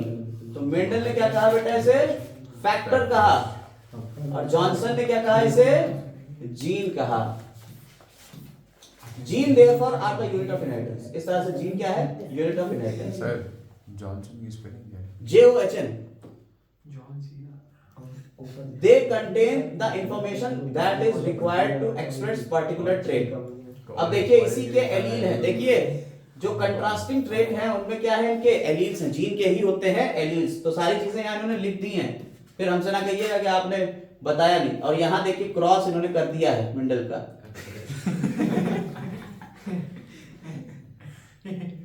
देख यहाँ ये क्रॉस है, ये पेरेंट लिए हैं टॉल और डॉर्फ, उसके बीच क्रॉस करा, F1 जनरेशन में सारे के सारे टॉल मिल गए, और उनके बीच जो सेल्फिंग करी तो टॉल टॉल टॉल 3 और एक डॉर्फ मिल गया। क्लियर है? किस तरीके से जीन लिया जाता है, कैपिटल लेटर दे देते हैं होमोजाइगस हेटेरोजाइगस के लिए। ठीक है, अब जरा यहां आते हैं। Mendel found the phenotype F1 heterozygous, ये एग्जैक्टली लाइक कैपिटल टी। इनके जो फिनोटाइप की बात करी जाए, तो अगर फिनोटाइप की बात कर रहे हैं तो जो फिनोटाइप है, तो चाहे वो कैपिटल टी स्मॉल टी हो, चाहे स्मॉल टी हो, दोनों का फिनोटाइप तो एग्जैक्ट होगा, टॉल ही तो आएगा दोनों के लिए। क्यों? फिनोटाइप यानी बाहर से दिखने नहीं, को आपने उसमें स्मॉल टी बोला। कैपिटल टी स्मॉल टी है, चाहे कैपिटल टी है, दोनों का फिनोटाइप तो सेम ही रहेगा। Yes sir. और he propose that the pair of dissimilar factors one dominates the other, एक दूसरे को के ऊपर डोमिनेट करता है। यही बन गया क्या, डोमिनेंट फैक्टर्स, डोमिनेंट कैरेक्टर। और दूसरा जिसके ऊपर डोमिनेट करता है, वो जो छुपा रहता है, जो एक्सप्रेस नहीं हुआ, वो रिसेसिव था। और कैपिटल टी हम ले लेते हैं टॉलनेस के लिए, और स्मॉल टी ले लेते हैं डॉर्फनेस के लिए यहाँ पे। ठीक, तो अगला यहाँ पे कैपिटल लेटर और लोअर केस और अपर केस हमने इन्होंने बता दिया कैसे, जैसे हम आपको पहले बता चुके हैं कि जीन कैसे लिखा जाता है। होमोजाइगस हेटेरोजाइगस ये दिखा चुके हैं कि ये होमोजाइगस होते हैं अगर एक से है, और ये अगर अलग अलग तो हेटेरोजाइगस होते हैं। ठीक है, एनसीईआरटी बता रही है सारी चीजें। आगे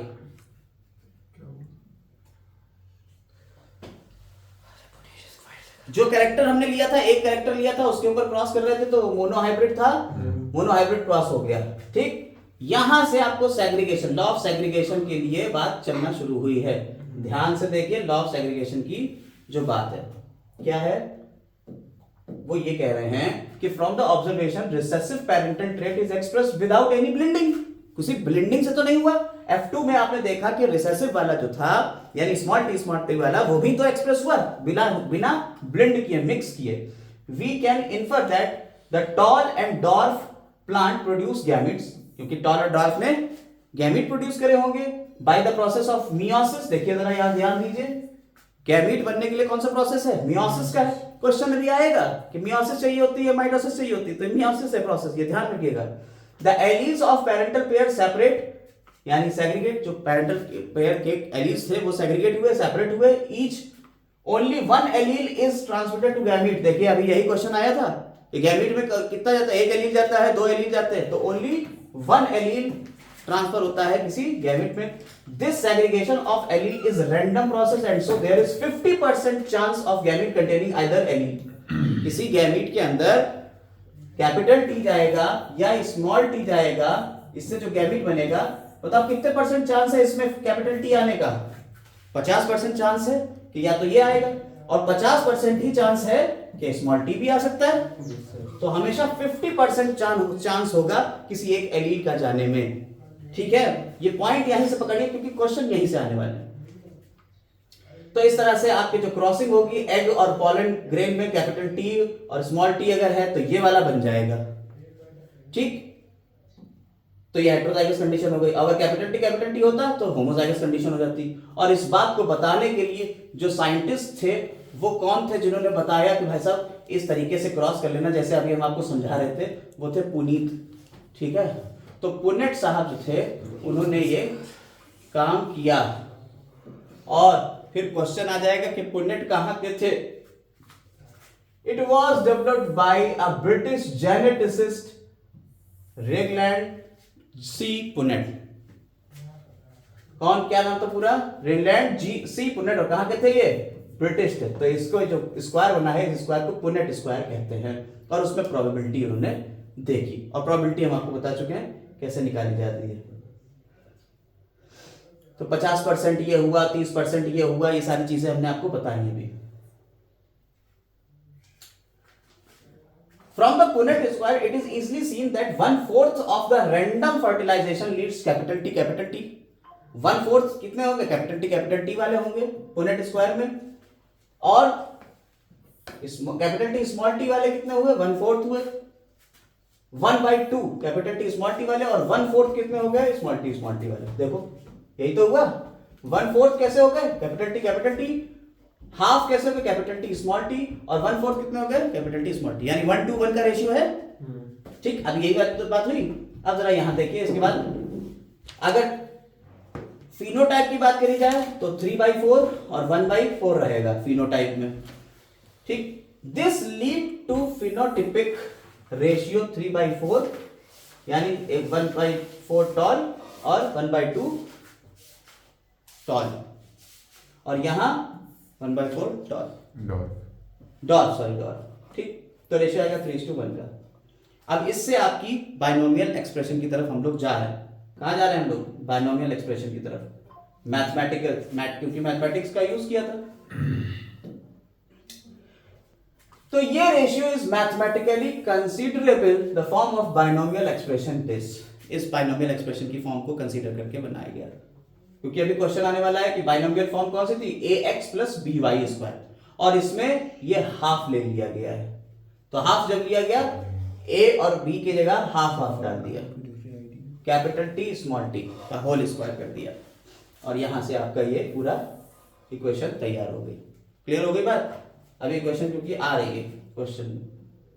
अब टेस्ट क्रॉस और बैक क्रॉस आपको बताया हमने कि बैक क्रॉस और टेस्ट क्रॉस क्या होता है। इन्होंने फ्लावर के लिए लिया है, यहां पे देखिए क्रॉस करके दिया है। इसको देखेंगे अगर आप गौर से तो आपको टेस्ट क्रॉस और बैक क्रॉस का यहाँ पे कॉन्सेप्ट समझ में आ जाएगा।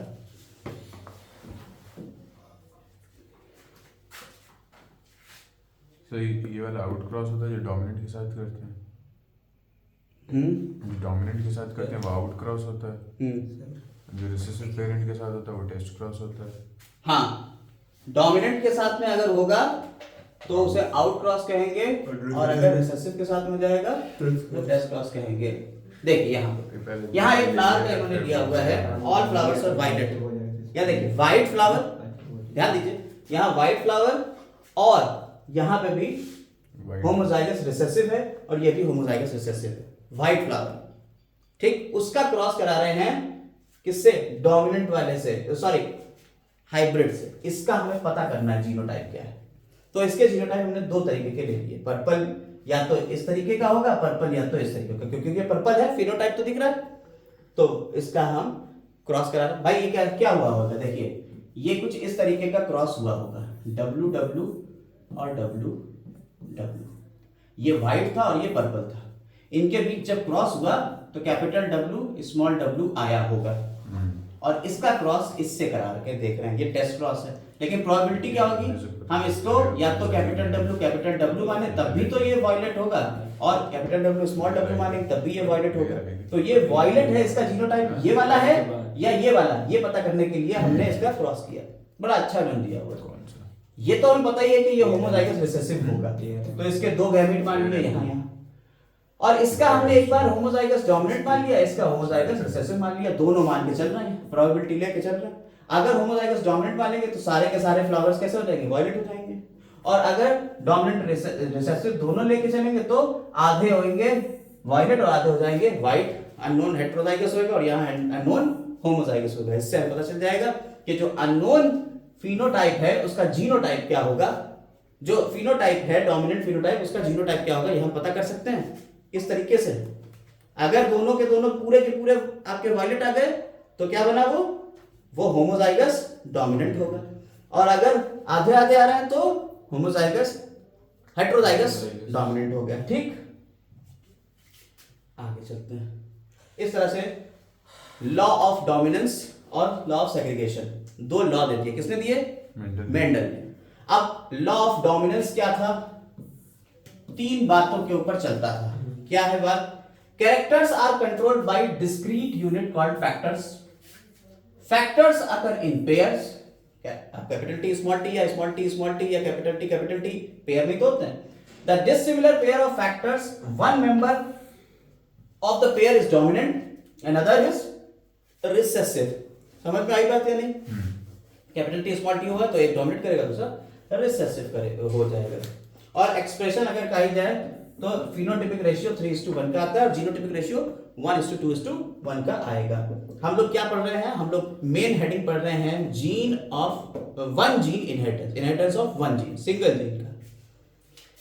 लॉ ऑफ सेग्रीगेशन क्या कहता है? सेग्रीगेशन मतलब सेपरेट रहना, अलग अलग रहना। This law is based on the fact that alleles do not show any blending नहीं होगी, मिक्सिंग नहीं होगी। और बस यही बात थी, इसी वजह से आपको टॉल और डॉर्फ दोनों मिलते हैं F2 जनरेशन में। ठीक है, पर आप खुद लेंगे। और इसका एक अपवाद आया, देखिए इसके बाद आगे खत्म हो जाएगा। यहां पे देखिए हम दो बातें बता देते हैं आपको। लॉ, मेंडल के कितने लॉ हैं? 2 3। Law of dominance, law of segregation और लॉ ऑफ इंडिपेंडेंट असॉर्टमेंट। पहला होता है लॉ ऑफ डोमिनेंस, दूसरा होता है law of segregation, law of independent assortment, तीसरा लॉ। ये किसने बताया है? मेंडल ने पॉस्टुलेट्स दिए थे, लॉज बनाने वाले कार्ल कोरेंस थे। ठीक है, Hugo de Vries, Karl Correns और शर्मैक, ये तीन साइंटिस्ट थे जिन्होंने काम किया था। लेकिन 1900 में उन्होंने ये बातें करी थी। 84 में इन्होंने जो था वो मर गए थे, मेंडल का 84 में। ठीक, लेकिन मेंडल के जो तीनों लॉ थे वो लॉज आइडियल नहीं थे, एक्सेप्शन भी थे। जैसे law of codominance and law of exceptions भी थे। Complete dominance. अगर लॉ ऑफ डोमिनेंस की बात करी जाती है, डोमिनेंस के लॉ की, तो उसमें दो एक्सेप्शन मिलेंगे आपको, इनकम्प्लीट डोमिनेंस और कोडोमिनेंस और कोडोमिनेंस। ठीक है, इसके अलावा अगर बात करी जाए इंडिपेंडेंट असॉर्टमेंट की, तो उसमें आपको लिंकेज मिलेगा, एक्सेप्शन। ठीक है, गंदा होगा भाई। और अगर आप सेग्रीगेशन की बात करें तो सेग्रीगेशन में कोई एक्सेप्शन नहीं होता। लॉ ऑफ सेग्रीगेशन का कोई एक्सेप्शन नहीं है, ये याद रखिएगा। क्वेश्चन एक और पूछा जाता है कि इनकम्प्लीट इंडिपेंडेंट असॉर्टमेंट में मेंडल लिंकेज को क्यों नहीं फाइंड कर पाए थे? क्योंकि जो जीन्स थे वो थोड़ा दूर दूर हुआ करते थे। तो लॉ ऑफ सेग्रीगेशन जो था वो टू फैक्ट, तो ये सारी बातें हो गई। अब इनकम्प्लीट डोमिनेंस जो था, कार्ल कोरेंस एक साइंटिस्ट थे जिन्होंने इनकम्प्लीट डोमिनेंस देखा। उन्होंने देखा कि जो हमारा एक प्लांट है, जैसे स्नैपड्रैगन, जिसे डॉग फ्लावर कहते हैं, स्नैपड्रैगन या एंटीराइनम मजस, ठीक है, ये एक बड़ी अच्छी बात कर रहा था। इसके रेड फ्लावर और व्हाइट फ्लावर के बीच में जब क्रॉस कराया तो F2 जनरेशन में देखा, पहले F1 जनरेशन में मिलना क्या चाहिए था? मेंडल के लॉ ऑफ डोमिनेंस से क्या मिलना चाहिए था? रेड मिलना चाहिए था, लेकिन मिला क्या? पिंक मिला। कैपिटल R स्मॉल r से बन गया पिंक, यानी कि पूरी तरह से ना रेड डोमिनेट कर रहा था ना व्हाइट, तो ब्लेंड हो गया, मिक्स हो गया, बीच का कलर निकल गया पिंक। तो ब्लेंडिंग आ गई, इसे क्या कहते हैं? इनकम्प्लीटली डोमिनेट कर रहा है। लाल वाला सफेद वाले के ऊपर इनकम्प्लीटली डोमिनेट कर पाया, तभी तो सफेद वाला करेक्टर ने उसे बर्बाद कर दिया। तो पिंक, अब लेकिन पिंक वाले को फिर से जब क्रॉस कराया तब रेड, पिंक और व्हाइट, आप देखिए तीनों मिले 1:2:1 में। और यही एक इसकी बड़ी बात है, इसका जीनोटाइप और फिनोटाइप रेशियो सेम रहता है, 1:2:1। क्लियर है? ये बात कहता है इनकम्प्लीट डोमिनेंस, यानी कि पूरी तरह से डोमिनेट नहीं होगा। एग्जांपल क्या आया इसका? फिनोटाइपिक रेशियो क्या होगा? फिनोटाइपिक रेशियो क्या है? फिनोटाइप क्या है? बाहर से क्या दिखना? बाहर से क्या दिख रहा है colour? Red, pink and white. तो रेड, पिंक और व्हाइट 1:2:1। क्लियर हुई? एक्सप्लेनेशन दे रहे हैं कॉन्सेप्ट ऑफ डोमिनेंस का। एक एक्सप्लेनेशन आया कि भाई साहब डोमिनेंस है तो उसके पीछे का राज क्या है, लॉ ऑफ डोमिनेंस ऐसा क्या है जिसकी वजह से लॉ ऑफ डोमिनेंस गवर्न हो रहा है, उसका एक्सप्लेनेशन यहां आया। इन्होंने ये बताया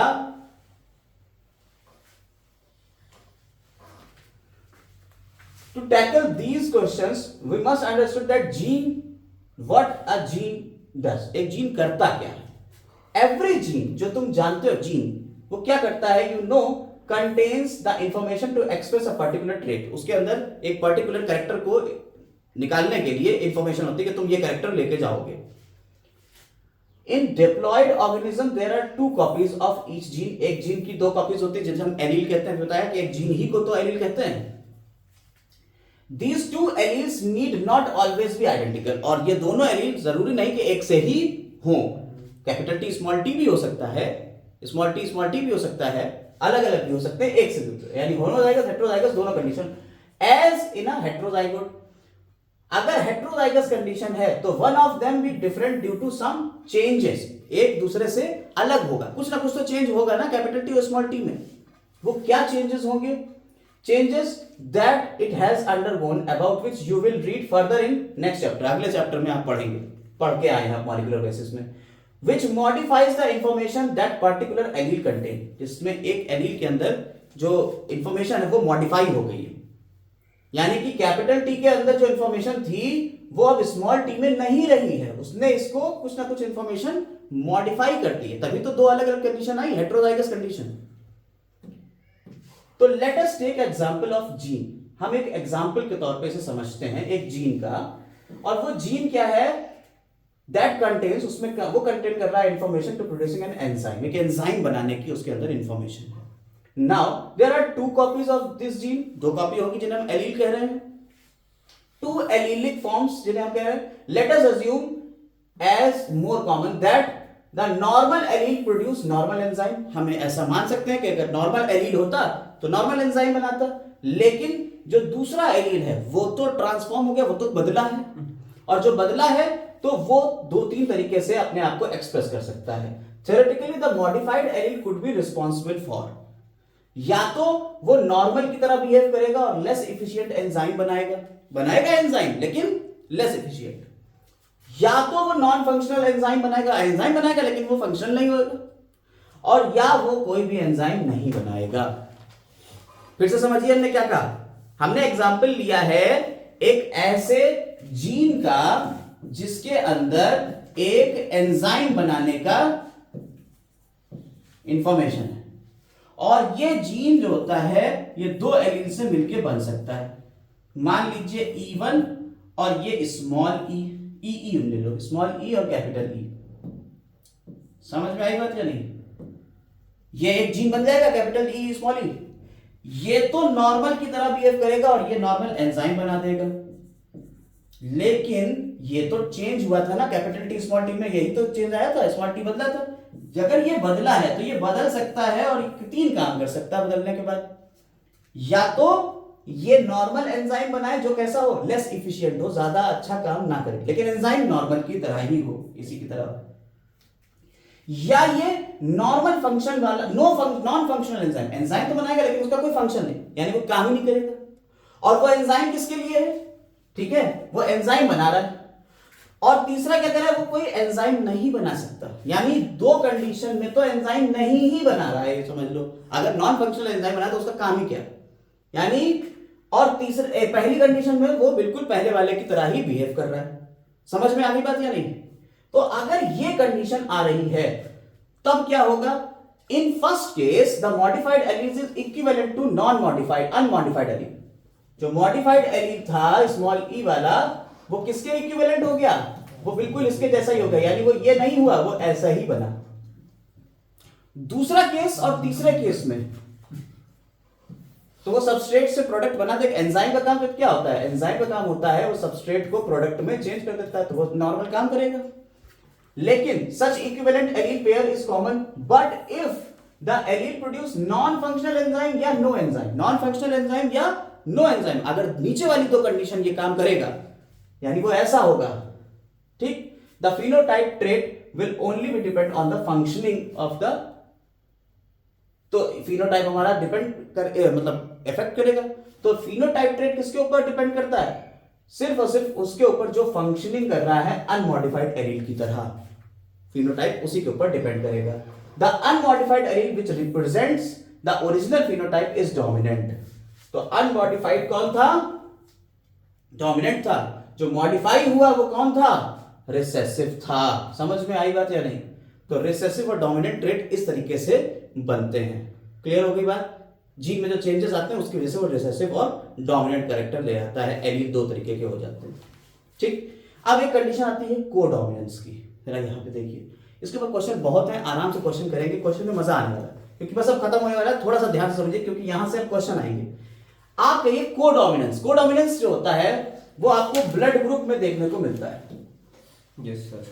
आपके पास कितना ब्लड ग्रुप है? ए भी हो सकता है, बी भी हो सकता है, ए बी हो सकता है और ओ हो सकता है। चार तरीके का ब्लड ग्रुप है। और ये जो ब्लड ग्रुप है ये एक जीन से गवर्न होता है जिसका नाम है आई। आई की दो फॉर्म हो सकती है, या तो नॉर्मल आई होगा या स्मॉल आई होगा। ठीक है, और ये जो नॉर्मल, ये जो आई है इसके कई फॉर्मेट भी हो सकते हैं। ये आई ए टाइप का भी हो सकता है या आई बी टाइप का भी हो सकता है। और अगर ये वाला होगा तो इसे आई ओ भी कहते हैं, इस नाम से भी जानते हैं क्योंकि आपके एनसीईआरटी ने स्मॉल में दिखाया इसलिए हम स्मॉल में ही दिखाएंगे। अगर आपका जीनोटाइप का आई ए वाला है तो क्या बनेगा? ए ब्लड। और ये आई है और आई। लेकिन अगर आई ए और आई ओ वाला है तो ये आई ए वाला आई ओ के ऊपर डोमिनेट कर जाएगा, तो भी आपका ब्लड ग्रुप ए ही आएगा। अगर ये आई बी वाला है तो ब्लड ग्रुप बी आएगा।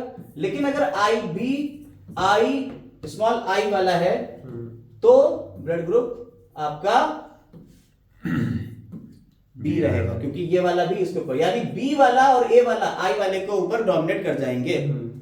और अगर आई ए और आई बी दोनों हैं तो ये अपना कैरेक्टर पूरा दिखाएंगे। ए भी कैरेक्टर शो करेगा और बी भी कैरेक्टर शो करेगा। यहां एक बिल्कुल नई बात आ गई। अगर आप इनकम्प्लीट डोमिनेंस को देखते थे तो वहां कैपिटल आर और स्मॉल आर दोनों अपने अपने कैरेक्टर नहीं दिखा पाते थे, अलग ही वो दोनों मिक्स करके एक नया कैरेक्टर दिखाते थे, पिंक। लेकिन यहां आई ए और आई बी दोनों अपने अपने कैरेक्टर दिखा रहे हैं। ए वाला भी ब्लड ग्रुप बना और बी वाला भी ब्लड ग्रुप बना, इसलिए ये ए भी बन गया। जब यहां दोनों अपने अपने कैरेक्टर दिखाएंगे यानी दोनों डोमिनेंस शो कर रहे हैं तो इसे क्या कहते हैं? को डोमिनेंस, एक साथ डोमिनेंस होना। और ये जो बनाएंगे, ये अगर ओ होगा तो क्या बनेगा? तो आई, ये रिसेसिव है क्योंकि तो दोनों डबल रिसेसिव पे शो होगा जब ये रेयर होते हैं। क्लियर हो गई बात? कोई दिक्कत इसमें? ये आरबीसीज की सरफेस के ऊपर एंटीजन बनाते हैं जिसकी वजह से ये होता है। ठीक, कोई दिक्कत इसमें नहीं। आप अगर यहां पे इसके चार्ट को देखें तो आपको यहां दिख रहा है एलील पेरेंट 1 से अगर ये वाला मिलेगा, पेरेंट 2 से ये मिलेगा तो ये बन जाएगा, ये मिलेगा तो ये बन जाएगा, ये बन जाएगा, ये इस तरीके से बना सकते हैं। क्लियर हो गई बात? अब यहीं पे बात आ जाती है एक और मल्टीपल एलील्स की है, क्योंकि अभी प्लियोट्रॉपी और पॉलीजेनिक इनहेरिटेंस हमने बताया था थोड़ा सा आपको, उसके बारे में भी यहां बात करनी है। पहले तो मल्टीपल एलील समझिए। आपने कहा कि साहब हमारा जो आई जीन था उसके कितने वेरिएशन, भाई हमारा अगर टॉलनेस का जीन होता है तो बताइए उसके कितने वेरिएशन थे? या तो वो टॉल हो सकता है या वो डॉर्फ हो सकता है, यानी कैपिटल टी हो सकता है या स्मॉल टी हो सकता है। अगर हमारा सीड कलर की बात करी जाए तो येलो हो सकता है या ग्रीन हो सकता है। दो ही दो तो मिल रहे थे एक जीन के। लेकिन यहां अगर आप देखें तो आई ए भी मिल रहा था, आई बी भी मिल रहा था और आई ओ भी मिल रहा था। 3 तरीके के आपको एक ही जीन के 3 वेरिएशन मिल रहे थे। एलील कितने हो गए? 3। वैसे एक जीन के कितने एलील थे? एक। यहां मल्टीपल एलील्स हैं एक ही कैरेक्टर के लिए। ये भी है, ये भी है, ये भी है, मल्टीपल एलील। ऐसे ड्रोसोफिला में अंदर बहुत सारे मिलते हैं, 6 मिल सकते हैं, 7 मिल सकते हैं। तो मल्टीपल एलील्स का ये फिनोमिना कहलाता है। इसे क्या कहते हैं? मल्टीपल एलीलिज्म। लेकिन एक बार में एक आदमी के अंदर एक जीन में 2 ही एलील मिलेंगे। जैसे अगर मान लो हमारे अंदर की बात की जाए तो मेरा ब्लड ग्रुप ए नेगेटिव है, ठीक, यानी कि मेरे अंदर या तो IA होगा या IAIO होगा। एक बार में एक आदमी के अंदर ये इन दोनों में से कोई एक ही हो सकता है। अगर B है तो इन दोनों में से कोई एक ही होगा। इस तरीके से क्लियर होगी बात। चलिए मल्टीपल एलिलिज्म को थोड़ा सा देख लेते हैं, एनसीईआरटी क्या कहती है, क्योंकि इसके ऊपर सीधे सीधे क्वेश्चन आएंगे। तो do you realise that example of ABO blood grouping is also proved good example of multiple alleles? Here you can see that there are more than 2, that is 3 alleles governing the same character. आप देख सकते हैं कि more than 2 alleles जो थे वो एक ही character को गवर्न कर रहे थे, तो इसलिए ये मल्टीपल एलील्स का भी फिनोमेना है। Since an individual only 2 alleles can be present, multiple alleles can be found only when population studies are made. जब हम population studies की बात करते हैं, पूरी population की, एक इंडिविजुअल की अगर हम बात करेंगे तो आपको मल्टीपल एलील्स थोड़ी मिलेगा, लेकिन अगर पूरी पॉपुलेशन की बात करेंगे तो आपको क्या मिलेगा, मल्टीपल एलील्स मिलेंगे। हमारे तुम्हारे अंदर अलग अलग टाइप के तो एलील होंगे। अब यहाँ पे इन्होंने बात करी है, थोड़ा सा ध्यान से आपको दिखाते हैं, ये बात बहुत ही ज्यादा इंपॉर्टेंट है।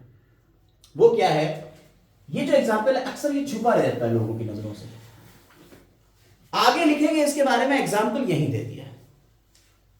Occasionally a single gene produce may produce more than one effect. एक ही जीन एक से ज्यादा इफेक्ट शो कर सकता है। कंडीशन इसे क्या कहते हैं, प्लियोट्रॉपी। एक जीन कई इफेक्ट देगा तो उसे क्या कह सकते हैं, प्लियोट्रॉपी।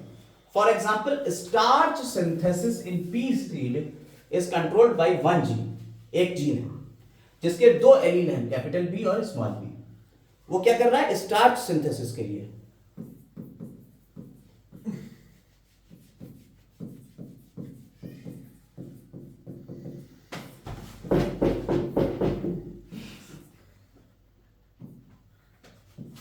ठीक, 2 एलील हैं।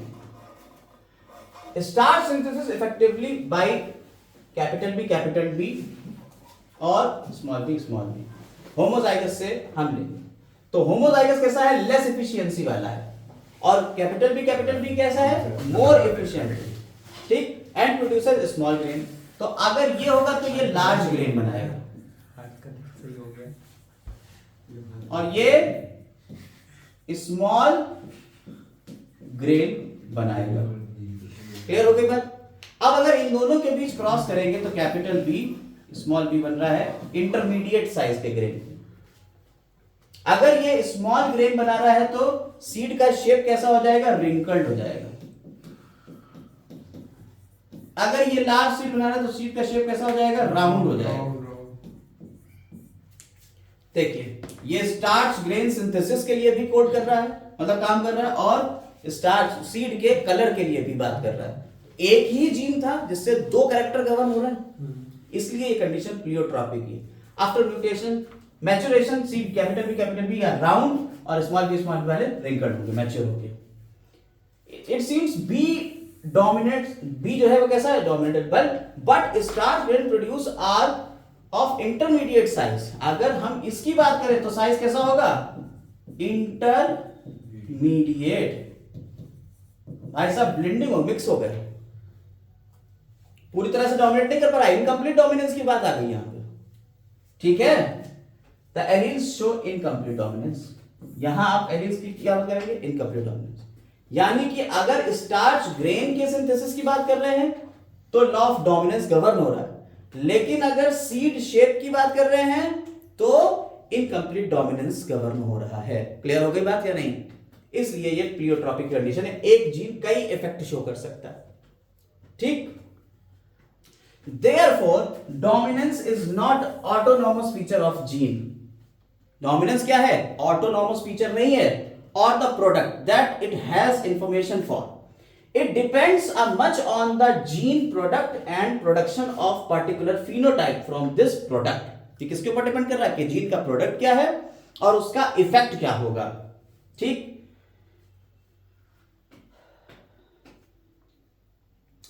as it does on the particular phenotype that we choose to examine। in case more than one phenotype is influenced by the same gene। ऊपर वाले केस में हमने देखा कि more than one phenotype affect हो रहा है। चलिए अब हमारा यहां तक का काम हो गया, इनहेरिटेंस ऑफ 2 जीन आ जाता है। इससे रिलेटेड पहले तो हम बात करेंगे एक इनहेरिटेंस ऑफ 1 जीन के कितने क्वेश्चंस हैं उसके ऊपर चर्चा कर लेते हैं। चलिए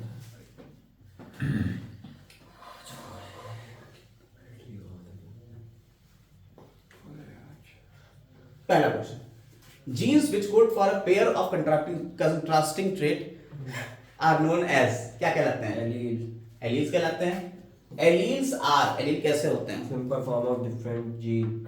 एक ही जीन की अलग अलग फॉर्म है, एक ही जीन होना चाहिए। Similar form of different gene. 23 slightly different. Slightly different है ना, हाँ। स्लाइटली डिफरेंट, क्या क्या हल्का सा अलग है। अरे भाई ऑल्टरनेट फॉर्म है ना जीन में एलील्स की। Punnett square is possible gamete are written on 2 sides usually the, कहां हम रखते हैं? Top row and left columns. Top row और लेफ्ट कॉलम में। 24 का ये A. Next question, Punnett square was discovered by, developed by, यही क्वेश्चन नीट का है भाई। लास्ट वाला है, लास्ट वाला। ब्रिटिश थे और जेनेटिसिस्ट थे, ना कि ब्रिटिश थे। जूलॉजिस्ट थे, ठीक है, जेनेटिसिस्ट थे। क्लियर? इससे पहले वाला क्या था सर 24 का? ये टॉप रो और लेफ्ट कॉलम आपको एनसीईआरटी में मिलेगा। Select one word for the statement, आपको ये स्टेटमेंट दिए हुए हैं, पहला स्टेटमेंट, दूसरा स्टेटमेंट, तीसरा, और इनके लिए आपको एक एक वर्ड सेलेक्ट करना है। If F1 resemble both the parents, अगर F1 दोनों पेरेंट्स से रिजेंबल कर रहा है तो इसके लिए क्या, इसे क्या कहेंगे हम? कोडोमिनेंस, है ना?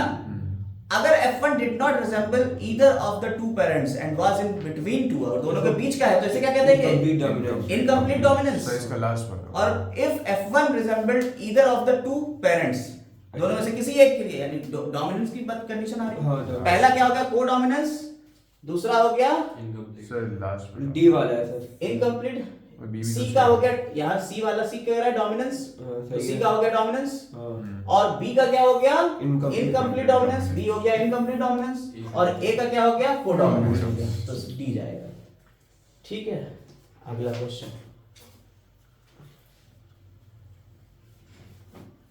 when a violet flower is known, sir NEET में when unknown genotype is crossed, NEET में भी इसमें एक क्वेश्चन आता है। अरे भैया ये नीट के क्वेश्चन भी तो है, ऐसे ही आपके बोर्ड्स में आते हैं, सेम नीट के आते हैं। आपके बोर्ड और नीट अलग अलग थोड़ी है, एक ही तो चीज है। Violet flower of unknown genotype is crossed with white flower.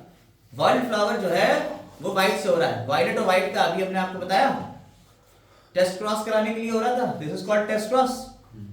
Unknown flower is, अच्छा ऊपर क्या कह रहे हैं? वायलेट और व्हाइट दोनों मिल रहे हैं इक्वल प्रोपोर्शन में, यानी 50-50% मिल रहे हैं क्रॉस करने के बाद, यानी 1:1 का रेशियो है। 1:1 का रेशियो हमेशा टेस्ट क्रॉस में होता है, और टेस्ट क्रॉस जब होता है तो हेटेरोजाइगस कंडीशन होती है। तो अननोन फ्लावर कैसा है? हेटेरोजाइगस है, हेटेरोजाइगस है। ठीक है। और ये कैसा है? टेस्ट क्रॉस है। दोनों सही से, इसमें इनकरेक्ट बताना है। अच्छा इनकरेक्ट बताना है ना। सेकंड सेकंड जो इनकरेक्ट है, और Second जो सही है पहले उनको बता देते हैं।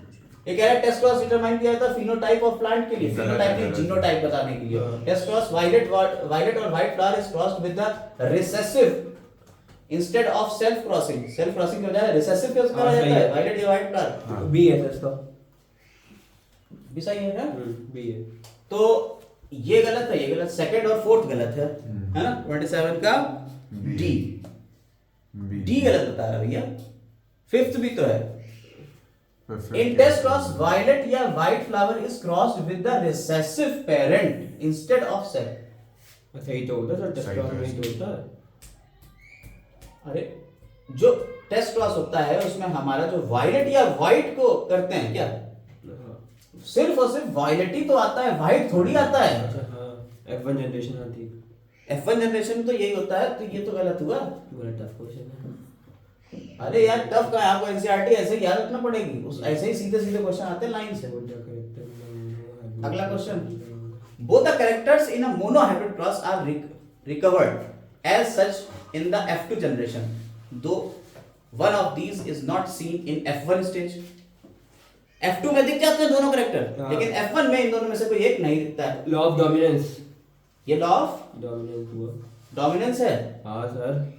अच्छा हाँ, F1 जनरेशन में नहीं दिखेगा, हाँ। और F2 में वापस दिख दिख जाएगा। जाते हैं। Law of dominance. लेकिन सेग्रीगेशन होता है। लॉ ऑफ डोमिनेंस कहता है F1 जनरेशन में सिर्फ डोमिनेट आता है और रिसेसिव आता है। लॉ ऑफ सेग्रीगेशन यानी अलग अलग रहे तभी तो थर्ड सेकंड जनरेशन में दिखा। First law of second Mendel. Law है। First सेकंड लॉ आएगा, second law of generalisation, second law of Mendel. ठीक है, 28 का बी। समझ में आई बात है नहीं? Yes sir. आगे एनसीईआरटी पढ़ो बेटा, एनसीईआरटी की लाइनें ही हैं। एंटी राइनोमैजस किसका एग्जांपल है? क्या? डॉग प्लांट, एंटी राइनोमैजस, स्नैपड्रैगन स्नैपड्रैगन। किसका एग्जांपल है? Incomplete dominance. हाँ। क्या क्या क्या क्या कह रहे हैं?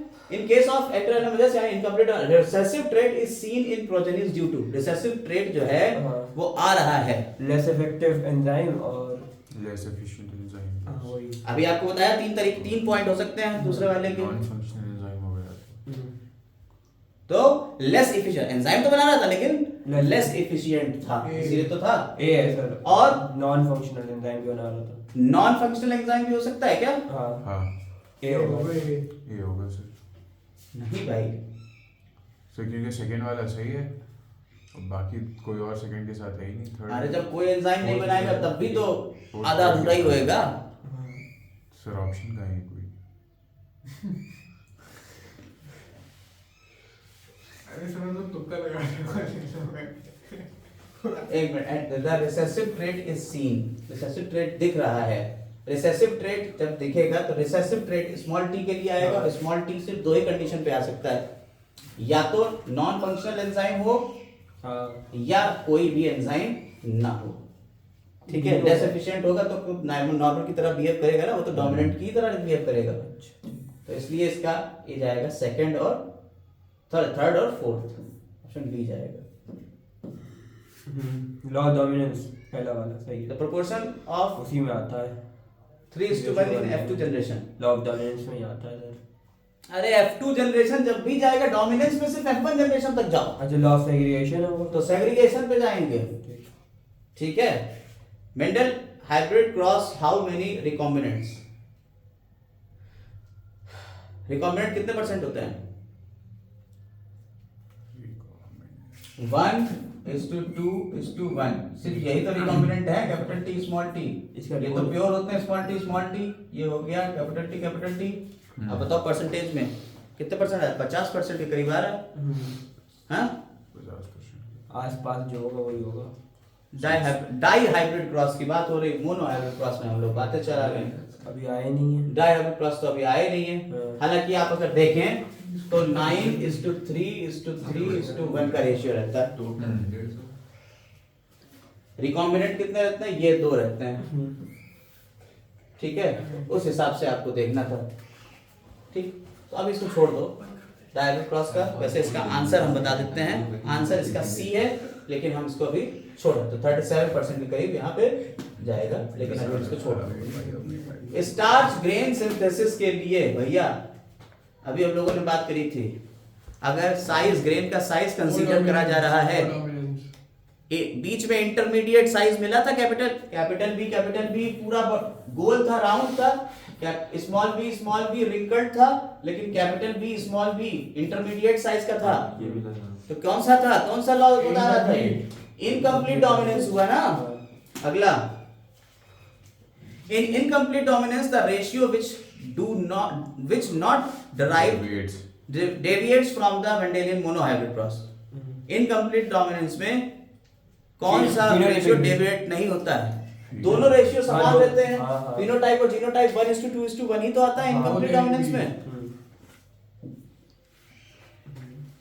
33 का ए है जीनोटाइप रेशियो। सर हाँ, ये 32 वाले का वो नहीं होगा कोडोमिनेंस? क्यों? 32 वाले का कोडोमिनेंस बी होगा इनकम्प्लीट। कोडोमिनेंस कब अरे आएगा? कोविड डोमिनेंस में तो समझाया था ये बी लिखा वाला। था। अरे एनसीईआरटी की लाइन देखो ना, इनकम्प्लीट डोमिनेंस नहीं लिखा हुआ है, उसने क्या कहा है?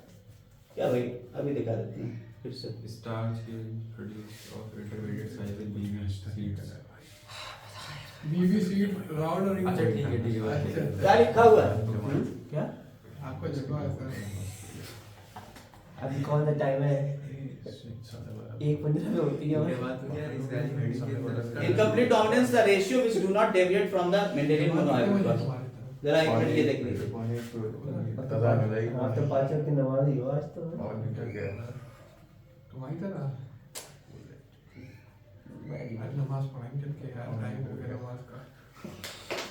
गुना पड़ेगा उनको पता है पीटीएम आने वाली। सब सही तो है क्या हुआ? नमाज पढ़ो जाके हेयर देखिए, जरा ध्यान से देखिए इनकम्प्लीट डोमिनेंस की लाइन को, जरा ध्यान से देखिएगा, यहाँ एक लाइन पकड़िएगा। Here the genotype ratio were exactly the same. यहाँ क्या हो रहा है? अरे यार तुम देख नहीं रहे हो, यहाँ जीनोटाइप रेशियो एग्जैक्टली सेम है, would expect in any Mendelian monohybrid cross, but the phenotype ratio had changed from 3:1. Genotype ratio तो मेंडल में 1:2:1 का आता ही था, वही यहाँ भी आ रहा है, लेकिन फिनोटाइप रेशियो मेंडल में आता था 3:1 का, लेकिन इनकम्प्लीट डोमिनेंस में कैसा आ रहा है? 1:2:1 का आ रहा है। यानी कि कौन सा रेशियो चेंज हुआ? फिनोटाइप रेशियो चेंज हुआ, जीनोटाइप रेशियो चेंज नहीं हुआ। यही यहाँ क्वेश्चन में आ गया है।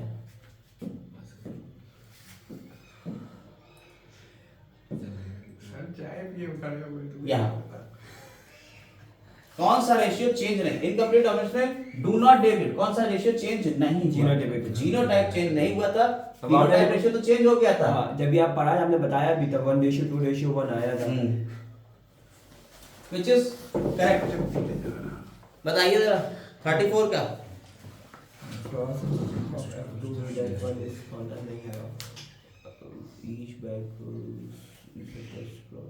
सी होगा इसका। बी होगा। B for ball.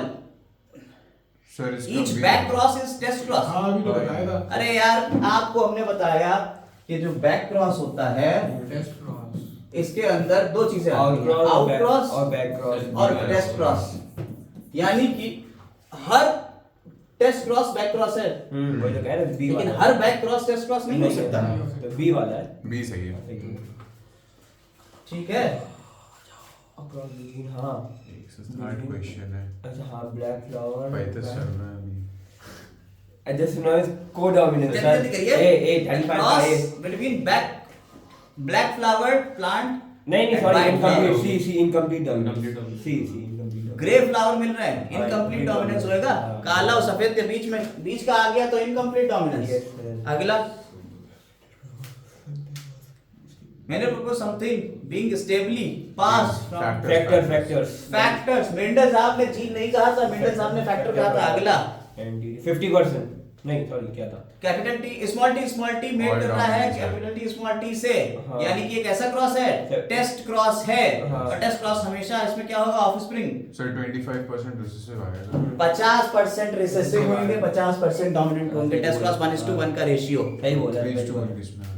ये टेस्ट क्रॉस है यार। वेब 2 में आता है सर आगे दिखाइए अगला क्वेश्चन, मजा आ रहा है। एक मजा आया कि पूरा इतना ही मजा इनको अजाब में आएगा जब ये नमाज नहीं पढ़ेंगे। अगला क्वेश्चन, चलिए अगला क्वेश्चन है sexually reproducing organisms contribute in their offspring all of the genes, 1/2 of their genes, 1/4 of their genes, double। Sir 1/2 आधा आधा जाएगा ना, आधा इधर से जाता है आधा उधर से जाता है। 38 का B, half of their genes। An allele is dominant if it is expressed in, allele dominant है अगर ये एक्सप्रेस करता है both homozygous और heterozygous स्टेट में। 39 का सी होना चाहिए। ए होना चाहिए अरे होमोजाइगस में तो वो हो गई, हेटेरोजाइगस अरे, दोनों में होगा ए होगा यार कैपिटल टी में भी ये करता है और कैपिटल टी स्मॉल टी में भी ये एक्सप्रेस होता है। दोनों में तो होता है, डोमिनेंट हुआ ना, दोनों में करेगा। तो रिसेसिव का सीन नहीं है उसमें तो, होमोजाइगस में तो रिसेसिव का सीन नहीं पापा है। देख रहा है। हाँ तो हेटेरोजाइगस में तो है ना। सर इसका डी होगा एक एलील डोमिनेंट है अगर ये एक्सप्रेस होता है, चाहे अपनी होमोजाइगस कंडीशन में हो चाहे वो अपने हेटेरोजाइगस कंडीशन में हो, डोमिनेट करेगा, दिखाएगा। A child of group O, बेटा प्रताप जी आप लगाएंगे इस क्वेश्चन को, बताओ जी लगाइए। एक चाइल्ड है जिसका ग्रुप O है, हैज बी B होगा ग्रुप फादर, उसके पिताजी का फादर का जो है वो B है तो जीनोटाइप फादर का क्या होगा, बताइए जल्दी से। गलत डी डी सर डी होगा जब तो आ पाएगा वो। अरे यार तुम ये भी नहीं समझ पाए भाई साहब, अब यहाँ दिक्कतें आ रही हैं। हमने कहा था ना इससे लगाने के लिए ध्यान से देखिए। देखिए इसका ब्लड ग्रुप ओ आ रहा है, बच्चे का ब्लड ग्रुप ओ आ रहा है, इसका मतलब बच्चे के अंदर ये वाली कंडीशन है आयु। अगर पिताजी के अंदर ये वाली कंडीशन हो और माता जी के अंदर ये वाली कंडीशन हो, तब इन दोनों में से ये निकल के आएगा। तो पिताजी कैसे होंगे, हेटेरोजाइगस होंगे। ये वाला होएगा। Yes sir.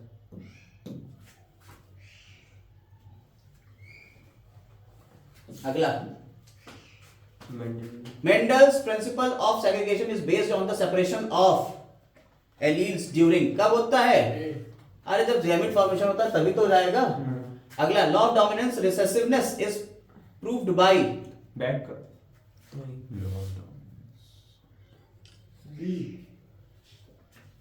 Law of dominance में रिसेसिवनेस प्रूव होती है। डायहाइब्रिड क्रॉस से पता लगेगा। हैं, मोनोहाइब्रिड क्रॉस कराएंगे, इनकम्प्लीट डोमिनेंस बैक क्रॉस के डी। डायहाइब्रिड क्रॉस बी होना चाहिए। मोनोहाइब्रिड क्रॉस, कुछ नहीं होगा। ठीक है आगे चलते हैं। फिर से करता हूं आपके लिए एक और question. One group O group mother with O group child, A B group man for fathership कुछ ऑफ चाइल्ड इज जल्दी ट्रू। हो जाएंगे इसका आंसर। क्या है, वो क्लेम कर रहा है वो है बच्चे का, वो है बाप को गए तुम्हारा ये भी है ना। गिरफ्तारी हो जाएंगे। माँ को ओ है, बच्चे का ओ है, वो अपने पिताजी से कह रहा है कि तुम्हारा ब्लड ग्रुप क्या है, ए बी है। तो क्या ये बात सही है, व्हाट इज ट्रू, क्या सही, इसमें क्या कह रहा है कि उसका क्लेम करेक्ट है, फादर अरे डी होगा इसका, D but mother is not. D होगा, D mother is true but the father's claim is wrong. Mother सही कह रही है। अच्छा आपको पता होगा कि क्या है, बात तेज बेटे। इसका आंसर जा रहा है 43 का D, mother is true but father. चलो आगे, अगला आगे आगे आगे। मेरी काबिलियत तो शक बहुत है। Genes located on same locus but having different expressions. एक ही लोकस पे ऊपर है लेकिन उनके एक्सप्रेशंस अलग अलग हैं, ऐसे जीन क्या कहलाते हैं, मल्टीपल एलील्स, ऑन्कोजीन्स, पॉलीजीन्स या कोडोमिनेंस। अबे मैंने ऑन्कोजीन्स दीवार कैंसर पर वाले सॉरी क्या बोल रहा पॉलीजीन। मल्टीपल एलील्स अभी बताया, एक ही के ऊपर कई तरीके के हो सकते हैं, आई के कई वेरिएशन हो सकते हैं। नाम क्या लिखा है? AB, बारिशें होने लगी IBB और IB, तो क्या हो जाएगा मल्टीपल। 44 45 आइए, 45 आइए। A cross between hybrid and its parent. Parent का हाइब्रिड के साथ में जब क्रॉस कराते हैं तो इसे क्या कहते हैं, reciprocal cross, dihybrid cross, monohybrid cross या बैक क्रॉस। Back cross. अरे यार ये तो बताया, ये भी बैक क्रॉस होता है। ठीक है चलिए, बताया तो ऐसे सभी है। आगे आते हैं अब बस ये देख खत्म बस कहाँ है कैसे अभी? बेटा, अभी अगला वाला जब तक अभी नहीं आता 50 तब तक पूरे करते पूरे रहिए। 50 50-60 क्वेश्चन है, ज्यादा नहीं। सर 160 क्वेश्चन है। 160 पूरा आगे तक का है, म्यूटेशन इसमें अभी 160 नहीं होगा। Blood grouping in human being is controlled by, human group में ब्लड ग्रुपिंग किससे कंट्रोल होती है, 3 alleles in which capital A and I B is codominant and I is recessive, या 4 या 3 क्या, सर बी होगा इसका। बी होगा। डी इसका है बी। 3 एलील्स हैं in which I A and I B is codominant, ठीक है, और स्मॉल आई यानी कि आई ओ की बात is recessive. Sickle cell anaemia जो होगा वो प्लियोट्रॉपी का होगा, सी। बिल्कुल सही, सिकल सेल एनीमिया प्लियोट्रॉपी होता है। बताया हेटेरोजाइगस कि एक से ही कई चीजों से govern. Heterozygous tall plant is self, heterozygous tall plant जो है वो सेल्फिंग करी हां जाएगी। वो सेग्रीगेशन हो गया। सी है produce both tall and dwarf plant. Segregation या independent assortment. Segregation law of segregation, independent assortment बेटा मोनोहाइब्रिड क्रॉस में आते ही नहीं है। अच्छा वो अभी पढ़ा ही नहीं आगे है। हाँ अब ऐसे तो आगे है, लेकिन तुम इसको ये मत समझना कि आगे, क्योंकि नीट में पता नहीं होता है कि वो आगे है कि पीछे कहाँ से आया question. which of the following clause determine the Which of the following clause determines heterozygosity or homozygosity? अरे यार टेस्ट क्रॉस से ही तो पता लगेगा कि होमोजाइगस कंडीशन है कि हेटेरोजाइगस कंडीशन है। The allele which is unable to express its effect, Recessive. बेचारा मासूम यही है, ये अपने आप को एक्सप्रेस ही नहीं कर पाता, रिसेसिव है। एलील्स आर, एलील क्या हैं? अल्टरनेट फॉर्म ऑफ जीन या pair of sex, homologous pair of sex chromosome, Homologous chromosome. Homologous chromosomes के होमोलॉगस क्रोमोसोम्स होते हैं कि नन ऑफ दीस होता है? Homologous chromosome. अरे बी बताओ। होमोलॉगस क्रोमोसोम एलील कैसे बन जाएगा? हाँ, नहीं। Allele is the alternate form of gene. हम कई बार अभी चिल्ला चिल्ला बताएं आपको। इनकम्प्लीट डोमिनेट सी। डिस्कवर किसने किया था? मेंडल। कार्ल कोरेंस ने किया था। अरे यार यही बचा था बस। Polygenic inheritance in human being is, polygenic inheritance क्या होगा? याद रखिएगा, स्किन कलर जो होता है वो पॉलीजेनिक इनहेरिटेंस के ऊपर होता है। यानी इसमें ए, बी और सी तीन तरीके के एलील्स हैं जो अलग अलग तरीके से आपने पॉलीजेनिक इनहेरिटेंस है। ठीक है, next, in in case of incomplete dominance F2 generation has B होगा. genotype ratio 3:1, phenotype ratio 3:1, none of the above, या genotype phenotype same। सेम होगा। सेम होगा। ठीक है, अरे F2 तो वो थी. A होता है, genotype phenotype same ratio होता है। स्किन ह्यूमन स्किन कलर, याद रखिएगा, जब हम ट्राई हाइब्रिड क्रॉस करते हैं, याद रखिएगा, ध्यान दीजिएगा, ट्राई हाइब्रिड क्रॉस करते हैं यानी ए, बी और सी, तीन जीन है, ए, बी, बी और सी, सी, तब इससे 8 गैमीट बनेंगे और 8 गैमीट्स जो है F2 जनरेशन में 64 ऑफस्प्रिंग बनाते हैं। ठीक है, और 64 ऑफस्प्रिंग्स में 1:6:15:20:15:6:1 ये रेशियो आता है। यानी कि ये पूरी तरह से काले होंगे, ये पूरी तरह से गोरे होंगे, फिर बीच के ऐसे मिलते चले जाएंगे। ठीक है, तो वेरी डार्क स्किन ऑफस्प्रिंग कितने होंगे? पूरी तरह से काले कितने होंगे? 1/64 ही होंगे। ठीक है, ए जाएगा। अच्छा, इसका 8 होगा। How many types of gametes will be produced by individual of? 8। देखिए, टाइप ऑफ गैमेट्स के लिए एक फार्मूला हमने आपको बताया था, 2 to the power n, 2 to the power n, और where n is number of heterozygosity, heterozygous। Sir 2 होंगे फिर तो. कितने हेटेरोजाइगस हैं? देखिए, कैपिटल एक ही ए, है, एक है। Capital A, capital B, small C, small C. इसमें कितने टाइप के गैमीट्स बनेंगे? देखिए, ये होमोजाइगस है, ये होमोजाइगस है, सिर्फ एक ही हेटेरोजाइगस है, तो 2 की पावर 1 आ जाएगा। तो 2 की पावर 1 आ गया, कितना होगा? सिर्फ 2 ही टाइप के गैमीट्स बनेंगे। किस हिसाब से क्या आएगा? आ गया आपने।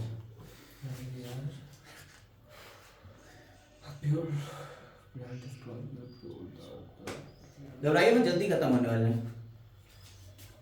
आप नहीं question. A pure tall P plant is crossed with pure dwarf P plant. 3:1. आए रुको तो यार। सेल्फ पॉलिनेशन हो रहा है, तो क्या हो जाएगा? 3:1 का रेशियो आएगा। हाँ, यही आएगा। ठीक है,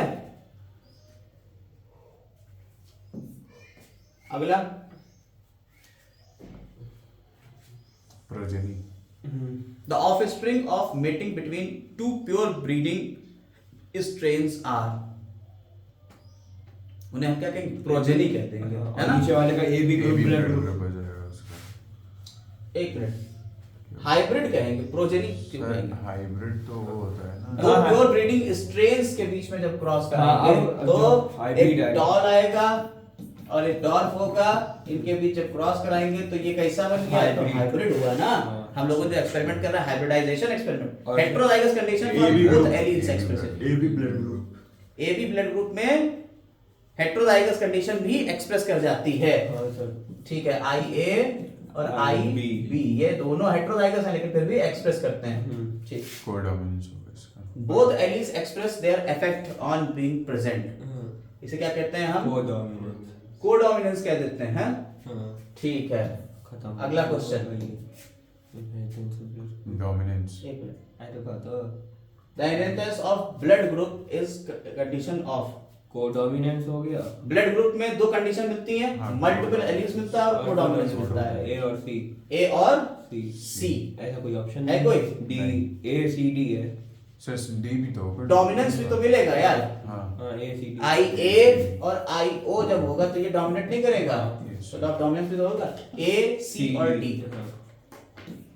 ठीक है, अभी होने दो, ये क्वेश्चन हो जाए कितने ऐसे एक बार दिखा दीजिए कितने बाकी हैं। अरे अभी 100 ज्यादा नहीं है, 100 बाकी है अभी। अरे ज्यादा नहीं है। लो आ गया अगला टॉपिक, इनहेरिटेंस ऑफ 2G। बस यही तो 2 क्वेश्चन करो। तीन तीन सर, तीन ऊपर वाला भी है। ऊपर वाला कहाँ है? ऐसा ये भी नहीं है, है। अच्छा है। एकदम चैट नहीं पढ़ता कर रही है। भानु जी आज नाश्ता करके आए हैं ना। चलो तभी ना कर रही है भाई। अगला क्वेश्चन। कभी नहीं आया था। कल नहा के आए थे। A graphical representation to calculate the probability of all possible बड़ी genotypes। शक्ल लगती है सोने वाली। ये भैया ग्राफिकल रिप्रेजेंट, ग्राफ में बना के सारे प्रोबेबिलिटी दिखाते हैं। किसमें? पुन्नेट स्क्वायर। पुन्नेट स्क्वायर में लगा के बताते हैं। अगला पॉलीजेनिक क्रॉस देख लीजिए। Capital A small A, capital B small B, capital C small C, capital A small A, capital B small इन सर दोनों एक्स के की बीच में क्रॉस हो वैल्यू रहा है। 15 है। देखिए 15 बताया था हमने अभी आपको, हाँ। 15 आएगा इसका। हम्म। ठीक है, अगला children in a family have blood type O A A B और बी, सब कुछ है। तो माँ बाप का क्या होएगा? माँ बाप में हेटेरोजाइगस कंडीशन होएगी, आई ए आई ओ और आई बी आई ओ, तभी तो सारे तरीके के मिलेंगे। Yes, ठीक है, तो ये आपका आ गया। इसी के साथ इस वीडियो का काम खत्म। अब आगे 2 वाला हम पढ़ेंगे, 2 जीन्स का इनहेरिटेंस अगली वीडियो में। Have a nice day.